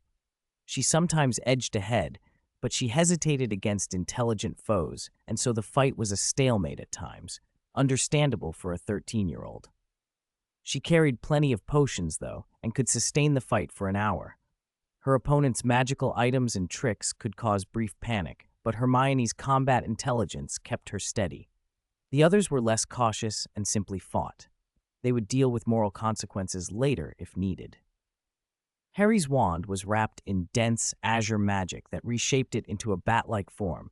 She wore a shield reinforced by Neville's golden light and chased down an undead goblin, shouting with excitement. With her free left hand, she hurled baby fist-sized magic projectiles at close range, an immature technique, a little stronger than a punch, but useful. Neville drew a one-handed sword from his spatial pouch, sword in one hand and staff in the other, both bathed in golden light. A swarm of aggressive magical plants followed him, forcing his opponent back step after step. Anyone too slow and surrounded by those plants would never be found again. Further off, the temporary holy light sunflowers Neville had planted pulsed with radiance, making all the undead fairies visibly uncomfortable. Ron piloted the 7-meter-tall magic energy mecha, the first of their machines. Magic flowed through its runes, and the mecha's 1.2-meter axe blade glowed red-hot like molten lava. Each strike scorched the earth. His opponent had nowhere to fall back to. Within 3 exchanges, the enemy was cornered. With a casual wave, Ron's mecha spewed a dozen meters of flame from its other arm, cremating the creature. Just as the fire flared, Jerry slipped behind the opponent and drove a dagger into the back of its head. The dagger's enchantment activated. The undead goblin dissipated like glowing embers, finally undone. A few dozen seconds later, Neville finished off his enemy with a single sword stroke. Under a burst of golden light, that undead goblin crumbled to ash. Only Harry's opponent remained. Harry had finally begun to find her own path in magic, but she'd only taken the first step. There was still a long way to go. Compared to her companion's elegant spells, her wand attacks were blunt and straightforward. She'd already hit the undead goblin twice, caving in its chest, but it had been dead already. Those blows hadn't mattered. Blunt force still proved too ineffective against the undead, and she felt herself falling behind. Seeing her friends finish their fights left her stung with embarrassment. Determined to make a show of it, she shouted, "Watch my ultimate, Potter's hand!" She leapt into the air and thrust out her palm. A giant azure hand formed from magic, the size of a house, loomed above the battlefield. "Die for me!" Harry screamed as she slammed it down. From below, the field of view filled with an overwhelming expanse of blue, like the sky collapsing. Her opponent nearly fainted from fright. No, do you really have to use something like that? The undead goblin didn't argue. It frantically activated the life-saving charm tied to its body, and a gust of wind blasted it backwards. With a whoosh, it shot more than 10 meters away, something it hadn't managed the last time it faced Ryan. This time, however, as it sailed free, the huge magic hand began to dissipate mid-air and broke apart before it reached the ground. Harry froze, half a move, wasted. How humiliating. Fate, it seemed, wasn't done with the goblin yet. The life-saving blast sent it tumbling over a vine, pitching it 2 meters farther straight into the gaping mouth of the oversized plant Neville had just coaxed out of the earth, the elephant-eating vine. The plant chewed, swallowed, and gave a contented munch munch. What is this? The flavor is intense, it seemed to say. Jerry gaped. Harry. Huh? Was that part of your plan? Of course it was. What else? Amazing. While Ted and his group took care of their attackers with relative ease, the battle deeper in the Forbidden Forest reached a far more brutal pitch. Dumbledore, impossibly calm, had hardly moved for 7 or 8 minutes. He simply held his wand, watching and illuminating the field. 40 or so wizards at his side were locked into a grinding fight with 300 undead, while fresh skeletons kept crawling up from the trees like a living tide. Their minds were almost scorched from the strain. Dumbledore, however, stood serene and silent, reading everything from shattered skeletons to the newly revived undead elite mini-bosses. On the opposing side, the necromancer Ryan likewise appeared to be conserving his energy. Mostly, it looked like a staring contest between two masters. Behind that stillness, Ryan was quietly knitting a dark sky and thick mist, drawing more skeletons and strengthening those already risen. Under that blackened sky, and in the choking fog, the undead's attributes and abilities were bolstered. Limbs broken in battle could be snapped back into place. The 20 or 30 Dementors circling overhead were tangled up with a couple of dozen vengeful spirits. Neither force could gain complete control, just churning violently together in the air. At first, the wizards felt they had the upper hand, driving back what they could see. But even after they felled 5 or 6 skeletons with a single spell, the corpses would scramble back to their feet. From behind trunks and thickets, fresh skeletal remains kept emerging. The wizards, unprepared for such a carefully staged undead onslaught, began to falter. Sweat slicked their brows. Magic and stamina drained faster under the pressure. Ryan's smile widened. He knew he'd lured them into a trap. Once he resurrected these captured wizards, his strength would grow by leaps. He didn't push for total annihilation yet. He remembered how short their apparition prep times had been during his previous pursuits. He'd let the dark sky spread a little longer, let the forest fill with death magic, and seal away their escape. Then it would be their end. But Dumbledore had been waiting. Expecto Patronum, he intoned. The strangely shaped elder wand in his hand erupted into a light far brighter than before, blinding the whole clearing. A silver-white phoenix burst from the wand tip, trailing a luminous tail, and swept with elegant speed across the battlefield. The single move scattered 300 or 400 of the weakest, incomplete skeletons, reducing them to dry bone. The vengeful spirits overhead shrank to almost nothing, and even the Dementors recoiled, spewing pale smoke as they faltered and vanished. The presence of that Patronus Phoenix drained the menace from the undead. Even the mini-bosses sagged under it. With a soft thump, the Phoenix Fox alighted above Dumbledore's head. Dumbledore flicked his wand once more. Fiend fire! The air flared white-hot. A roaring tongue of flame erupted, 5 or 6 meters wide. Fox screamed and plunged into it. The blaze coalesced into a 15-meter-long fiery phoenix that charged for the mini-bosses and Ryan himself. Dumbledore didn't bother with small moves. When he struck on a grand scale. Ryan's chest tightened. He was outmatched. The gap between them was dangerous. Still, he wouldn't yield. He had felled foes stronger than himself before. If he could kill or cripple Dumbledore quickly, he might salvage the fight. The moment the flaming phoenix launched, everyone was forced to fall back. Wizards and undead alike leapt aside as Fox swept through, turning lesser skeletons to ash and incinerating some of the lesser mini-bosses. Severus Snape took advantage of the chaos to dispatch 2 and stuff their remains into his pouch, trophies of war. Ryan retaliated with a barrage of power. The earth surged. Dozens of rock spikes burst up from the ground around Dumbledore like a spiked sea. Bone spears materialized in the air and rained down, creating an all-around assault. But Dumbledore merely twirled his wand, its tip barely lowering. The earth itself rose and folded, transforming into a two-legged dragon of stone and soil. The creature dropped down to sweep aside the rock spikes, rose up to snarl and intercept the bone spears, then turned and bore down on Ryan. Ryan's earth magics frayed against a master of transfiguration. His soul-absorbing tricks failed to wrest Dumbledore's essence, and in return, the forest answered him. Fallen trees reared up as giant traints and pushed him back. Even Ryan hadn't expected such strength. He launched a final, desperate blow, Death's Finger, but Dumbledore apparated away, and the attack only sheared dozens of trees. Cornered and seeing no clear escape, Ryan tried to flee. Dumbledore had foreseen that move. He had been watching not only the undead, but also Ryan's large-scale spells. He'd quietly laid a magic array that suddenly snapped shut, cutting off any avenue of apparition. Ryan's chance of escape vanished. Dead? We won? We won! We won! Even the hardened Aurors could not help cheering. Their robes were soaked with sweat and exhaustion.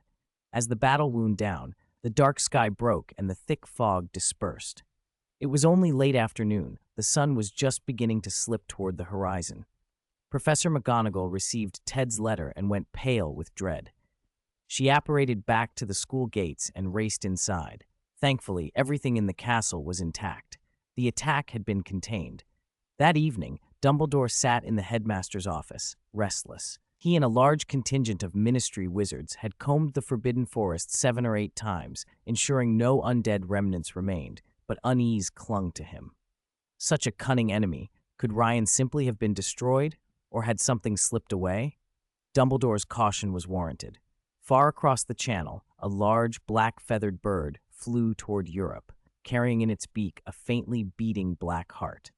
Before the battle began, Ryan had removed his own heart and sent an undead bird to carry it off. Dumbledore's vigilance had been right. 276, approximately invincible belt. The battle in the Forbidden Forest had truly opened the wizard's eyes.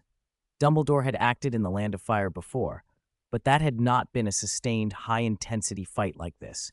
This time, it was a genuine magic duel. Ryan was no weakling. With his power surging, the ground heaved and bone spears, spikes, arrows, and walls erupted from every direction, above, below, all around. Snape's face went white just watching it. Dumbledore, however, used the fallen giant trees and the mud underfoot to perform endless variations of transfiguration, turning ordinary material into a living arsenal to block Ryan's malicious spells. Under his hands, the simplest things seemed to become miraculous. Fawkes, Dumbledore's phoenix, swept back and forth over the battlefield, raining searing flames like a fiery downpour from the sky.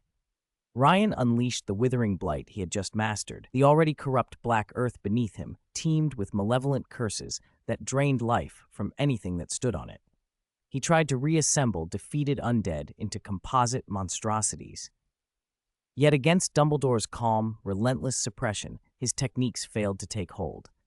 Dumbledore lacked Ryan's sheer repertoire of deadly arts, but with expert transfiguration and precisely placed spells, he squeezed Ryan's space, edged control of the fight, and steadily turned the tide. When Ryan attempted a death touch, an invisible, demonic claw delivered without warning, Dumbledore simply sidestepped it, and the battle was over. The sight left many onlookers stunned. That night, countless wizards went home with nightmares and a new, visceral understanding of Dumbledore's power. Everyone had always known he was strong, but now the scale was clear. A man who could, single-handedly, make a spectacle grander than the earlier clash between 40-some wizards and nearly 300 undead. After the duel, a blank area, more than 1,200 meters across, lay inside the forest. Nothing remained but black dust. And beyond that, a swath 7 or 8 kilometers wide had been ruined by rot. The Ministry of Magic was still working on restoration. Professor Sprout suggested planting magical flora, especially Neville's holy light sunflowers, to purify the corrupted land. There was another awkward consequence Fudge was trying to hide. The nearly 30 Dementors sent earlier had disappeared. During the battle, Dumbledore's Patronus had scattered the necrotic environment Ryan had created and had inadvertently roasted many of the low-level skeletons and vengeful forest spirits Ryan had pulled together. The phoenix-like Patronus had also driven the Dementors into panic. They smoked, fled, and were nowhere to be found afterward. A few had come near the school afterward, causing a commotion among the students. After 2 waves of attackers, the kids had relaxed until a handful of Dementors appeared and terrified them. But those Dementors were later driven off, and then all trace was lost. This was serious. All Dementors were supposed to be bound in Azkaban by contractual magics. The Ministry supplied prisoners as their food to keep them docile. Now a quarter of Azkaban's Dementors were missing. If they wandered into a Muggle town or city, they could drain the life from dozens in a single night. When Fudge moved to dispatch them, some officials objected that Dementors were unpredictable, but in the moment, the greater danger of the death curse overrode those objections. Fudge was privately cursing himself for that decision. As for the 4 Dementors that had approached the school, they had ended up in Ted's hands. For his role in protecting the school, he completed a hidden quest. Protect the school, Red, earning 3,460 experience points and 6 cards. Flash, a summoner spell from League of Legends. It has an astonishingly short cooldown, 1 minute. Activation is instantaneous, far faster than apparition, teleporting the user up to 16 meters with nothing more than a thought. It's shorter in range than most teleportation, but its speed and reusability are incredible. Goblin Pirke's Bone Spike. Dropped by Pirke, a small boss Ryan fielded. His left hand mutated into a white bone wand. Pirke was an 11th level elite who literally dropped his own left hand. Raptor Squad, a summon card that raises 4 raptors for 12 minutes, perhaps a remnant of the fairy's mounts. Goblin Sword Crafting Diagram. Dropped by a goblin undead that Ted cremated with Flamestorm early on. This was likely the team's equipment master. This one-time spell card teaches Ted a secret goblin's gnome sword crafting technique, something the fairies keep internal and don't sell. It won't reproduce legendary items like the Sword of Gryffindor, which even the fairies can't recreate, but it will let him craft specialty blades. Dropped by an undead poacher wizard. When cast, it doubles damage dealt to magical creatures for a period of time. Poacher's Knife, an item card. When used, it plants a small knife that enhances effects against magical creatures and applies various debuffs. The last 2 form a neat jungle clear combo. At that moment, Ted sat in his secret workshop, working on a new device. The workbench was cluttered with magical components of all sizes. On a tiny plate of adamantite, 3 by 5 centimeters and 3 millimeters thick, made from gold refined 26 times, Ted painstakingly inscribed runes and magical patterns. That small plate alone had consumed over 100 grams of gold. The refining process had taken 3 days and 11 hours of intense labor. With the transmutation circle blessing, Ted's alchemical efficiency was over 10 times that of ordinary alchemists, yet producing even these tiny high-grade components was costly and time-consuming. Adamantite's magical and physical properties were extraordinary. Even the fairy's high-grade mithril, which was never sold openly, paled next to it. Mithril was often too soft. Adamantite was supremely tough. A thin adamantite sheet struck with a great axe wouldn't bend and might not even show a mark. Its magic resistance and magic conductivity were both superb, 2 qualities that rarely come together. Magic resistance usually means a material is an insulator that does not react to magic. Magic conductivity means it conducts magical energy with low loss and high responsiveness. Adamantite both resists unwanted reactions and allows magic to flow through with minimal loss. It was astonishing. Of course, adamantite had drawbacks. It was heavy, about 2.64 times the density of gold, and outrageously expensive. Only tiny, high-precision components made sense. Ted had once dreamed of building an adamantite magic golem, but the material cost would demand decades of alchemy to gather enough metal. With a jeweler's loupe over one eye and his wand in hand, Ted performed micro-engraving on the adamantite plate.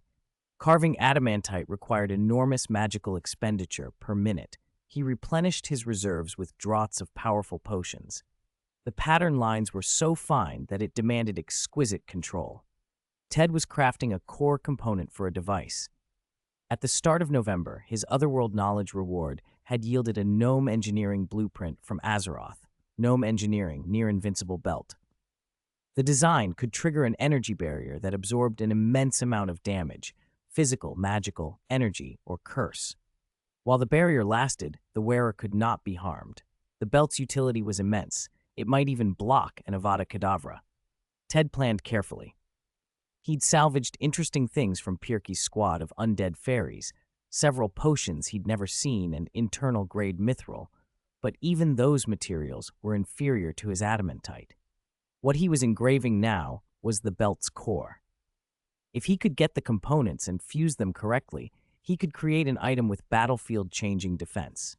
Oh, and on a lighter note, Ted had seen in a Muggle newspaper a couple days earlier that the European Union had been formally established on November 1st.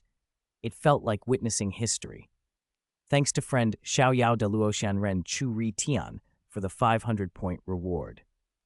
Ted had already made quite a few alchemical items by now, especially magical tools for his friends. Most performed well in combat tests. A few turned out to be gimmicks, but the majority were genuinely useful. The bamboo copter was the best-known example. Yes, the same idea as Doraemon's. Ted hated flying broomsticks, but the ability to fly was undeniably useful for a wizard. The problem was fighting from a broom. Casting spells accurately from a wobbling, airborne platform was harder than shooting a moving target from a horse. Ted had even come to the conclusion that if he were going to fight from a vehicle, it ought to be a flying car, preferably a military Humvee, not that old Ford that kept falling apart. He'd helped Mr. Weasley tinker with a flying Ford over the holidays and understood the principles well enough that given time and old war-hardened Humvee, he might even enchant the car with a sort of tool spirit. But that was a long-term dream, likely only realizable if he ever got powerful enough to ignore ministry laws or rose high enough in the ministry to change them himself. For now, his student-level solution was the bamboo copter. It wasn't made of bamboo. The shaft was balsa wood, and after treatment, weighed only 5 grams. The 2 propellers were wings from a snakefly, engraved with runes in magic silver. Stick it into the top of your head, feed it a little magic, and you could fly. It used almost no magic and was incredibly convenient. The downside was speed. It was barely faster than a sprinter, probably slower than the runs Ted and Neville did around the Black Lake some mornings. Its load capacity was modest too, about 250 Jinn. It was a travel aid, not a combat mount. Hovering in the open sky made you a tasty target. Ted thought the next meaningful upgrade wouldn't be adding more propellers, but installing jet propulsion. One of his early prototypes, an overambitious machine with 4 wings and 16 nozzles, could, in theory, blast up to 60 meters per second. In practice, it was ridiculous. The prototype was 7 meters tall and left a trail of afterimages when Ron tried it, but the thrill lasted 3 seconds before Ron collapsed from magic exhaustion and the thing nosedived into the mud by the Black Lake. There were other inventions. The gliding cloak was leather treated by magic, inscribed with a few runes. A short burst of magic let you glide for up to 8 seconds. Simple to make, it looked cool, and Neville and Harry had used it in combat with excellent results, especially when paired with rocket shoes. The shoes could accelerate instantly at the cost of magic and even allow a double jump by stepping on air mid-flight. With cloak and shoes, the close combat kids could dart around like heroes. Neville and Harry loved to shout, "Hogwarts needs a hero," when they tried the set out. Ted had made a surfboard too, fast on water and over smooth, grassy plains. Jerry once used it rushing into a battle against undead poachers, only to be flung by a rock and sent headfirst into the Black Lake. He swore never to use that broken thing again. But Jerry had an excellent spider silk wristband, perfect for silent climbing, rapid ascent and descent, and restraining targets. Jerry also used the glowing fang dagger well. It had gleamed brilliantly in last year's big fight against the young Lord Voldemort.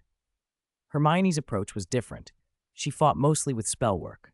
She'd invented 2 spells of her own, the Evil Curse, Magic Spin, which sent a struck target spinning 20 or 30 times in the air until their brains were rattled, and the Fiery Crow attack, which manifested as a fiery crow that could persist and peck at foes continuously. She'd learned gravity magic from Ted, too, not the gravity ball, but an anti-gravity charm that temporarily nullified gravity in a small area. In one fight against undead goblins, she used a shrunken stone, released an expansion charm on it midair, and relied on gravity manipulation to accelerate it into a crushing projectile. It was a textbook kill. Watching the team in action had convinced even the graduating seniors, Peggy and the others, that they'd all grown. The younger students stared at Ted's group with the kind of adoring enthusiasm fans had for a rising star. On this particular day, Ted was practicing the Patronus charm he'd learned from Lupin. The system panel in his head blinked, Patronus charm, level 1, and despite repeated attempts, he could only produce a silvery white light, not a full corporeal form. Level 1 was nearly useless. Lupin had told him the problem was a lack of genuine happiness. Ted had bristled. "Am I not happy? I'm very happy." But Lupin was right in a way Ted had been avoiding. He couldn't summon the same unfiltered joy Ron felt at piloting a mecha, Jerry when sneaking at night, Harry when sparring, or Neville when tending plants. Ted's mental age was practically 40. Pure, childlike happiness didn't come naturally. He tried the obvious fixes, study Flitwick's happiness charm class to induce a cheerful mood, but those superficial, manufactured emotions didn't work. It was like hypnotizing himself. Shallow, positive feelings didn't produce a true Patronus. So he dug deeper, sifting through memories until he found the feeling he'd had the night he received his Hogwarts letter at the orphanage. 3 years of searching, and that simple, bright happiness at being chosen, at finally belonging, was the real thing. He held that memory carefully inside his mind and let it glow. Outside, Quidditch season was about to begin, and this year looked promising. Ron was playing keeper for Gryffindor. Malfoy was debuting as Slytherin's seeker. Ron had been cocky at first, but the last 2 months, lost to mecha training and ill-prepared bravado, had left him avoiding practice. Now he had to perform, and his debut was against Malfoy with Snape reffing. Rumor was Snape wanted Slytherin to finish the match quickly. He'd said he had more important matters to attend to. Ted had snooped into Snape's office a few times and had some idea what more important matters meant.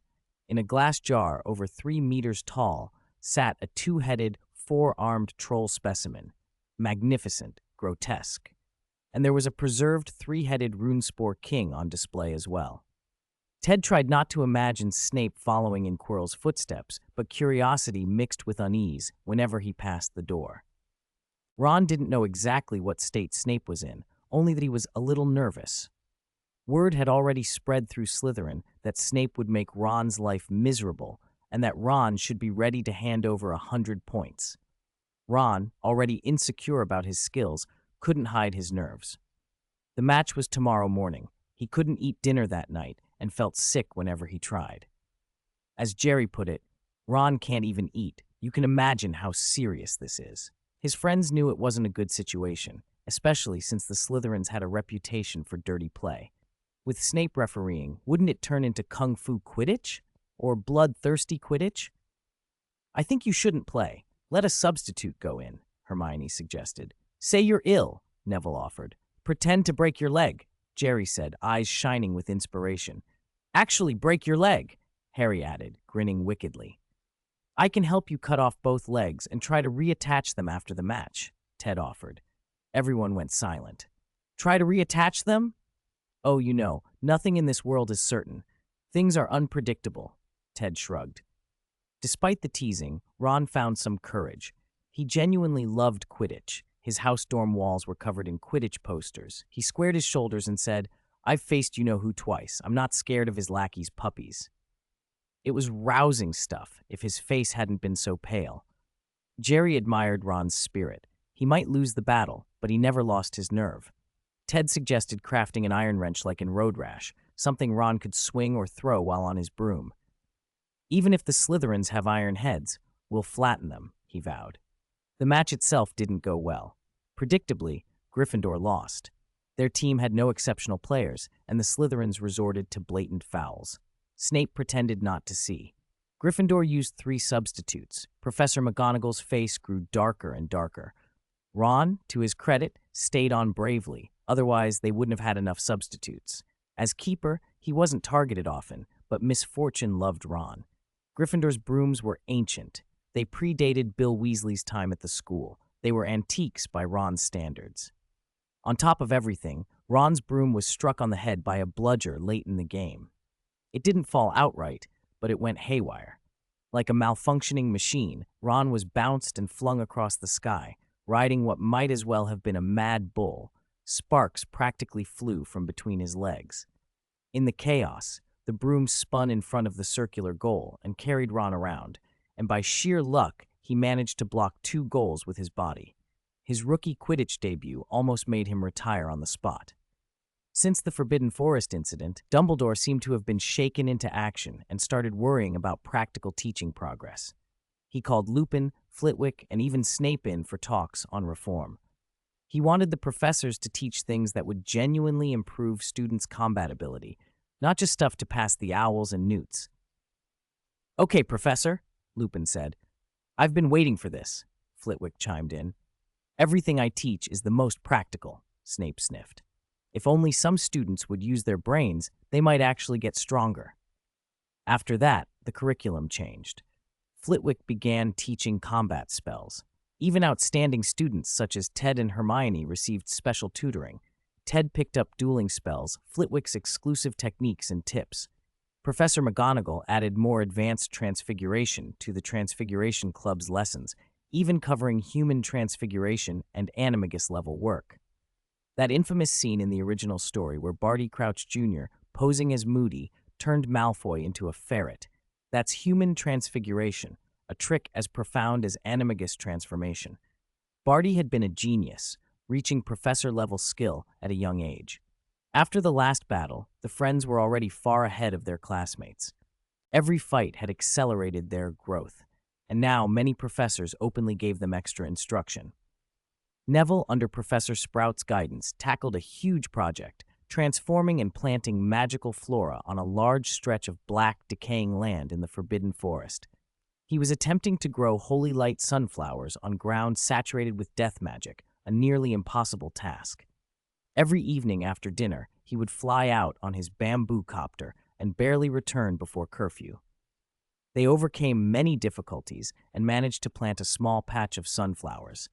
If the decayed land could be healed, ministry officials praised Neville and even invited him to work at the ministry after graduation. After so many years, beyond the title of Golden Boy, he finally had a skill that made people look at him differently.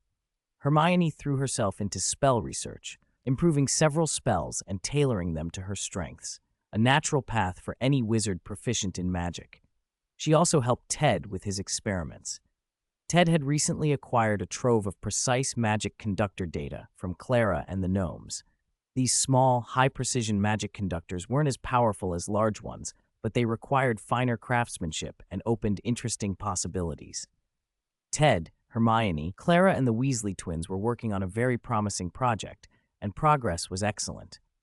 On top of the engineering work, Ted was secretly researching Dementors. He had enough samples for serious experiments and was running tests to understand every attribute, strength, and weakness of the creatures.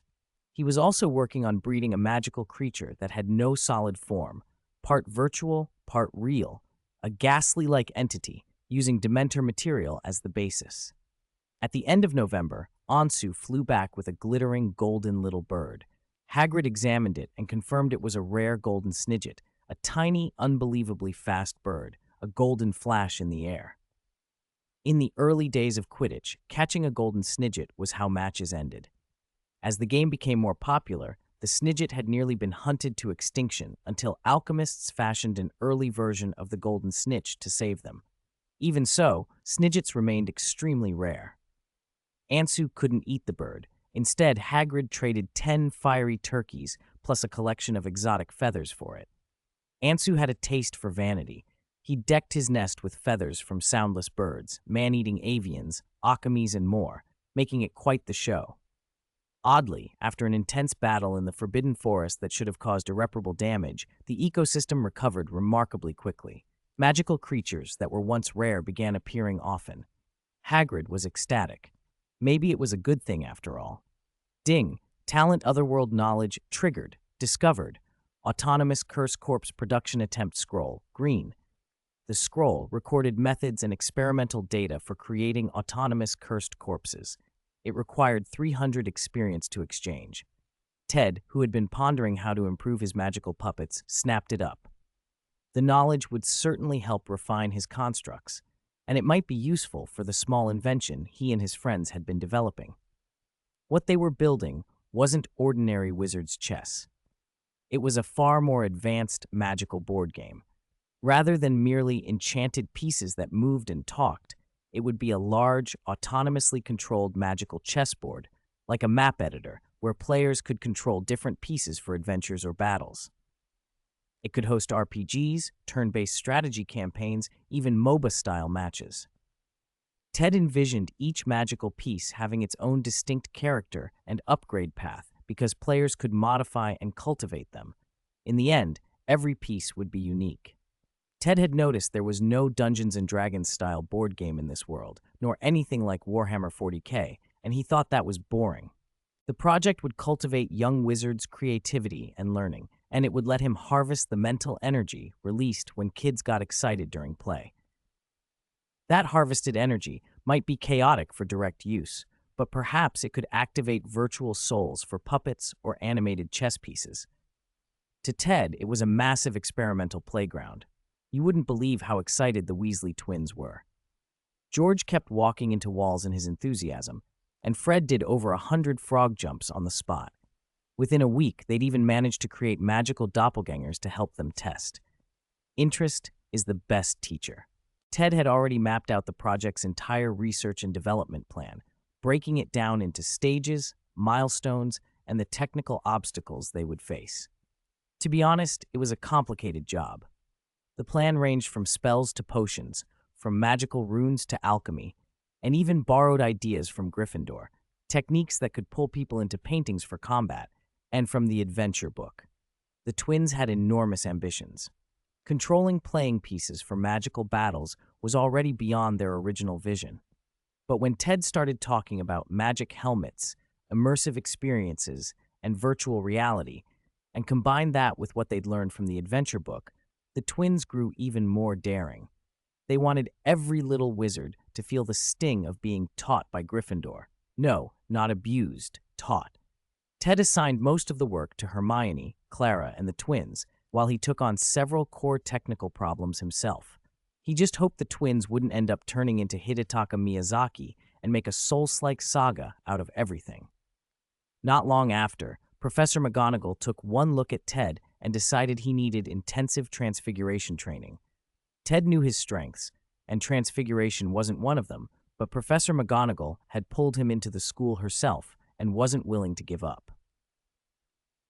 She was a little exasperated by his obstinacy. Why couldn't he be more obedient? But then again, would an obedient child make the sort of discoveries Ted did? In the end, she settled on special tutoring. She would teach him animagus. Animagus was notoriously difficult. According to the system, the student needed transfiguration at level 5. Ted had only just reached level 5 when McGonagall taught human transfiguration after he enrolled. Beyond that, every requirement got harsher. This kind of transformation magic didn't belong to the modern British magic system. It was ancient magic, traced back to Celtic druids. The ritual was exacting. First, you had to hold a single mandrake leaf in your mouth continuously from one full moon to the next. You could never swallow the leaf or take it out. If it left your mouth, you had to begin again. At the second full moon, you removed the leaf, filled a crystal phial with your saliva, immersed the leaf in it, and left it to bathe in pure moonlight. If the night was cloudy and you couldn't see the moon, you had to find a new leaf and restart. To the moonlit phial, you added one strand of your hair and a silver teaspoon of dew collected from somewhere that had seen no sunlight and no human contact for 7 days. Finally, you added a death's head hawkmoth chrysalis and placed the mixture in a quiet, dark place. You must not look at it or disturb it again until the next thunderstorm. You couldn't let sunlight touch it, or the potion would mutate horribly. Then you waited for a thunderstorm, which might arrive in weeks, months, or even years. At the first flash of lightning, you retrieved the phial. If the ritual had been done correctly, it contained a single dose of blood-red potion. You pointed your wand at your heart, chanted, Amato, Animo, Animato, Animagus, and drank. If it worked, you would suffer terrible pain and feel 2 heartbeats pounding. An animal form would appear in your mind. You had to feel no fear and embrace that other self. Ted recognized similarities to the Druids of Azeroth. Druid transformations in Azeroth relied on communicating with beast spirits and allowed many forms with different abilities. Animagus in this world was different. You sought an inward match, the animal form most fitting to your inner self. It was only one form, and transforming into a magical creature was almost impossible. Historically, some transfiguration masters tried to force magic animal transformations and ended in disasters, quintupeds, harpies, and worse. Ted didn't plan to follow Animagus entirely. The ritual was cumbersome and provided limited power. He intended to modify the method, borrow the Azerothian druidic idea of spirit bonds, and create an internal animal spirit himself. After triple-checking the ritual and the safety measures, he relaxed. Transfiguration could not be treated lightly. Meanwhile, in the secret base, a dragon egg continued absorbing magical energy within a ritual circle. 3 days earlier, Ted had registered its first tremor. The experiment was progressing. He wondered whether the egg would eventually hatch into a dragon or something even greater. The experiment could not be carried out in the castle. It needed to be in the wild and left undisturbed for days. Ted asked Professor Flitwick for permission to be away. Flitwick, ever delighted by his favorite student, readily agreed and even offered to protect him if needed. Ted thanked him and politely declined. Before leaving, Ted visited Hermione, Clara, and the twins. They were conducting research on the Magic board game in a disused classroom that Professor Flitwick had lent them. Big enough, over 300 square meters, to lay out any size map. The twins and Hermione had run into several problems and needed Ted's input. Ted had built the chessboard's main body with alchemy and embedded complex magical circuitry. Its magical core was designed to absorb dissipated mental energy using Ted's mind power, so only he could tune that part. There were also issues with runes, spells, and materials. They hadn't been working together long, so Ted stepped through solutions and possible approaches. He also shared what he knew about cursed corpses. Autonomous pieces weren't something to rely on. Borrowing ideas from Eastern sorcery would complement their designs. Satisfied he'd helped as much as he could for the moment, Ted said goodbye and headed into the Forbidden Forest. At midnight, in a cave, Ted sat inside a magic circle and swallowed the ink-black potion. He closed his eyes and let the circle widen his inner mind, focusing until the mental world solidified. After a few minutes, he saw Anzu. Anzu's voice cut through the haze. "What are you staring at?" Ted felt a second heartbeat somewhere in his chest. Anzu teased, "Oh my, ready to head to the heavens again?" Why did I say again? In the half-real, half-illusory mental realm, Ted felt himself shrink, float, and transform. He soared over mountains, skimmed treetops, pecked at berries, and rode the wind, mocking distant eagles. In the cave, the change was physical. Ted's body contracted, his robes twisted, and his form collapsed into a wisp of black smoke. Like a shadow, he slid along the stone, slipped out of the cave, and took to the air. Anzu flapped close behind.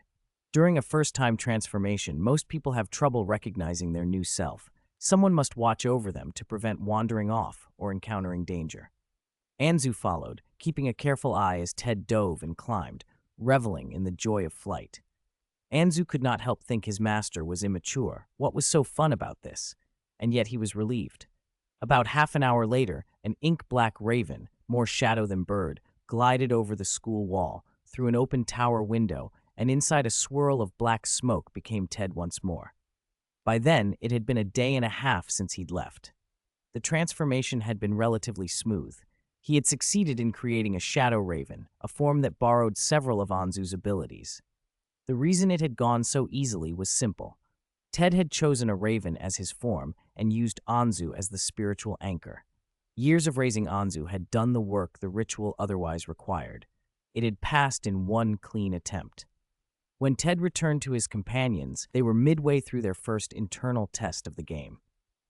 The results were, to put it kindly, a disaster. Pieces responded sluggishly, the chessboard's settings were illogical, magic consumption was excessive, Controls were clumsy, and once a piece had even taken off and flown out the window. This wasn't a test so much as a train wreck. They were a long way from a finished product, nowhere near maturity. Ted thought that if they could get a 1.0 trial version out before Christmas, that would be a success.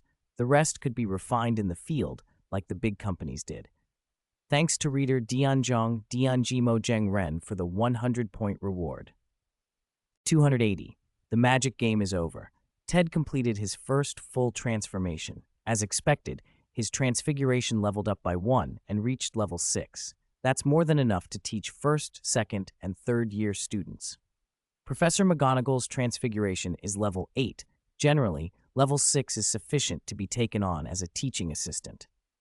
McGonagall had once been Dumbledore's assistant, handling transfiguration for the younger years. When Dumbledore became headmaster and stopped teaching, she naturally became the transfiguration professor. Other subjects sometimes have teaching assistants too, often when a professor wants to train a successor or simply doesn't have time to manage everything alone. After all, the school doesn't have that many students. After finishing his Shadow Raven transformation, Ted spent 3 more days perfecting his Patronus charm. Even with a prior Patronus at level 2, he couldn't force the silver light into a concrete form until he used his mind power to carefully explore the true happiness deep in his heart. Then he succeeded. The spell even underwent a kind of ancient magic modification, an evolution of the original Patronus charm. Now the spell's name itself had changed. Mind power had proven its worth again. Mind power was already level 8, nearing its peak. Ted didn't know how he would increase it much further. He also decided not to push the Magic board game research too fast with his companions. Letting them develop at their own pace would allow everyone to learn more deeply. He couldn't always be the one rushing everything. Their growth mattered too. There was another, more urgent reason to slow down. He had to make money. Although he'd already reached financial freedom through his shop and alchemy, he hadn't achieved freedom to conduct magic experiments. Experiments were expensive. Simple spells and transfiguration work were manageable, but alchemy, magic puppets, and similar projects devoured resources. He'd also invested heavily in materials to hatch the dragon egg, which had drained his coffers. If he didn't bring in more money, many projects would be put on hold. As an alchemist, Ted's answer was obvious: produce more. For other alchemists, the hardest part is finding formulas. Some can transmute gold, but inefficiency often makes it unprofitable. It's common to refine valuable magic tools or materials to make money. Ted, however, had an advantage. The pseudo-philosopher's stone, red, hung around his neck. It was more than a self-enhancement device. It was an alchemical catalyst that could transmute base metals into precious ones. Before, his alchemy level had been low, and he'd relied mostly on the stone itself, limiting output.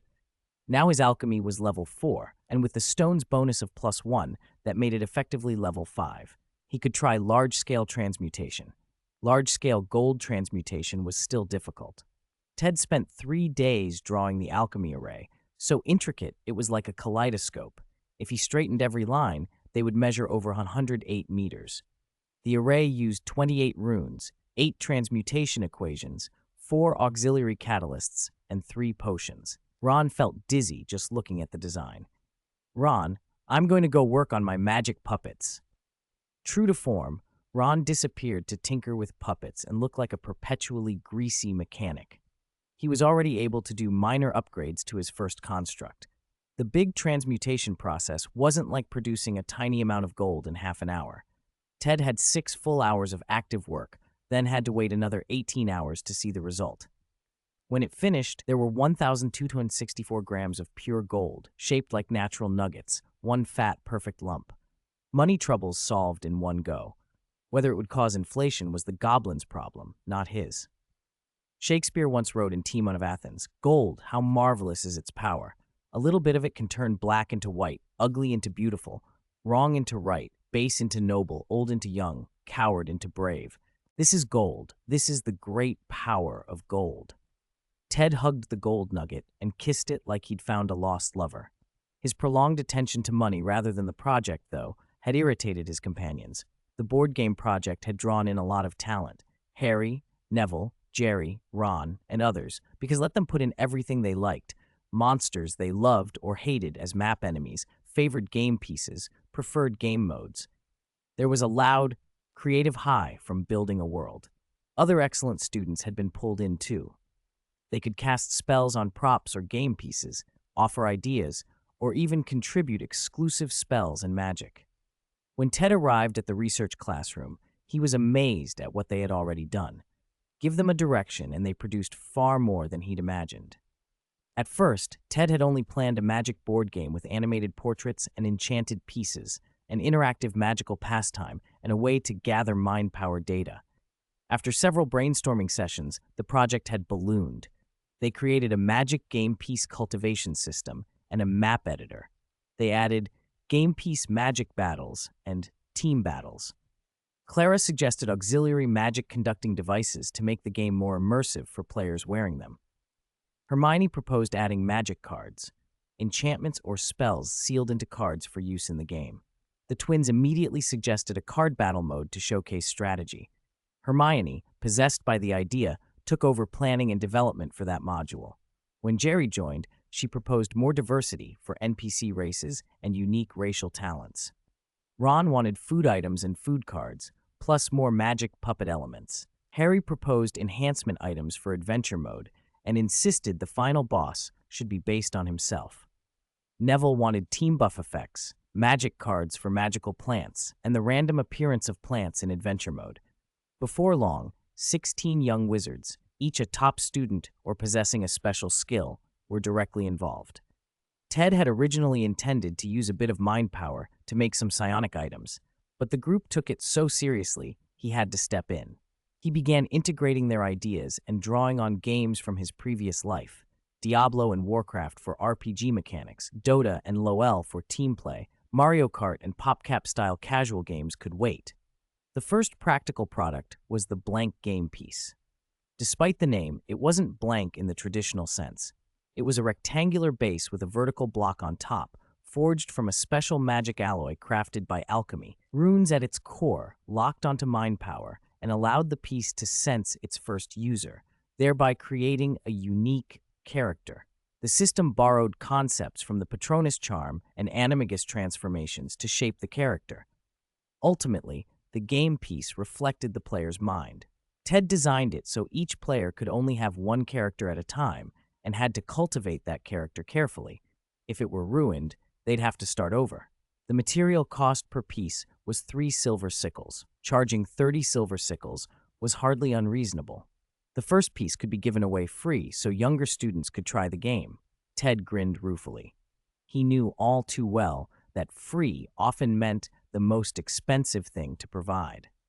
These special game pieces, born through mind power sensing, would develop distinctive traits according to the player's care and tendencies. With enough time and attention, a piece could evolve into an advanced artificial intelligence. That was Ted's secondary aim: gather massive amounts of behavioral data to accelerate his work on virtual souls. How long would it take if he relied on only his own experiments? But if hundreds of wizards played and provided data for free, he could advance hundreds of times faster. Ted suddenly understood why big internet companies in his previous life were so eager to harvest user data. It was unbelievably valuable. The RPG mode included a map editor, like mods, and popular maps would earn rewards. In adventure mode, players could use magic tools and cards, encounter monsters and plants, and ultimately face the final boss modeled on Harry. There would also be card battles, magic game piece duels, and a 5v5 base pushing mode. Ted almost made a risque animated screensaver before Hermione's sharp look stopped him. That one would have landed him in trouble.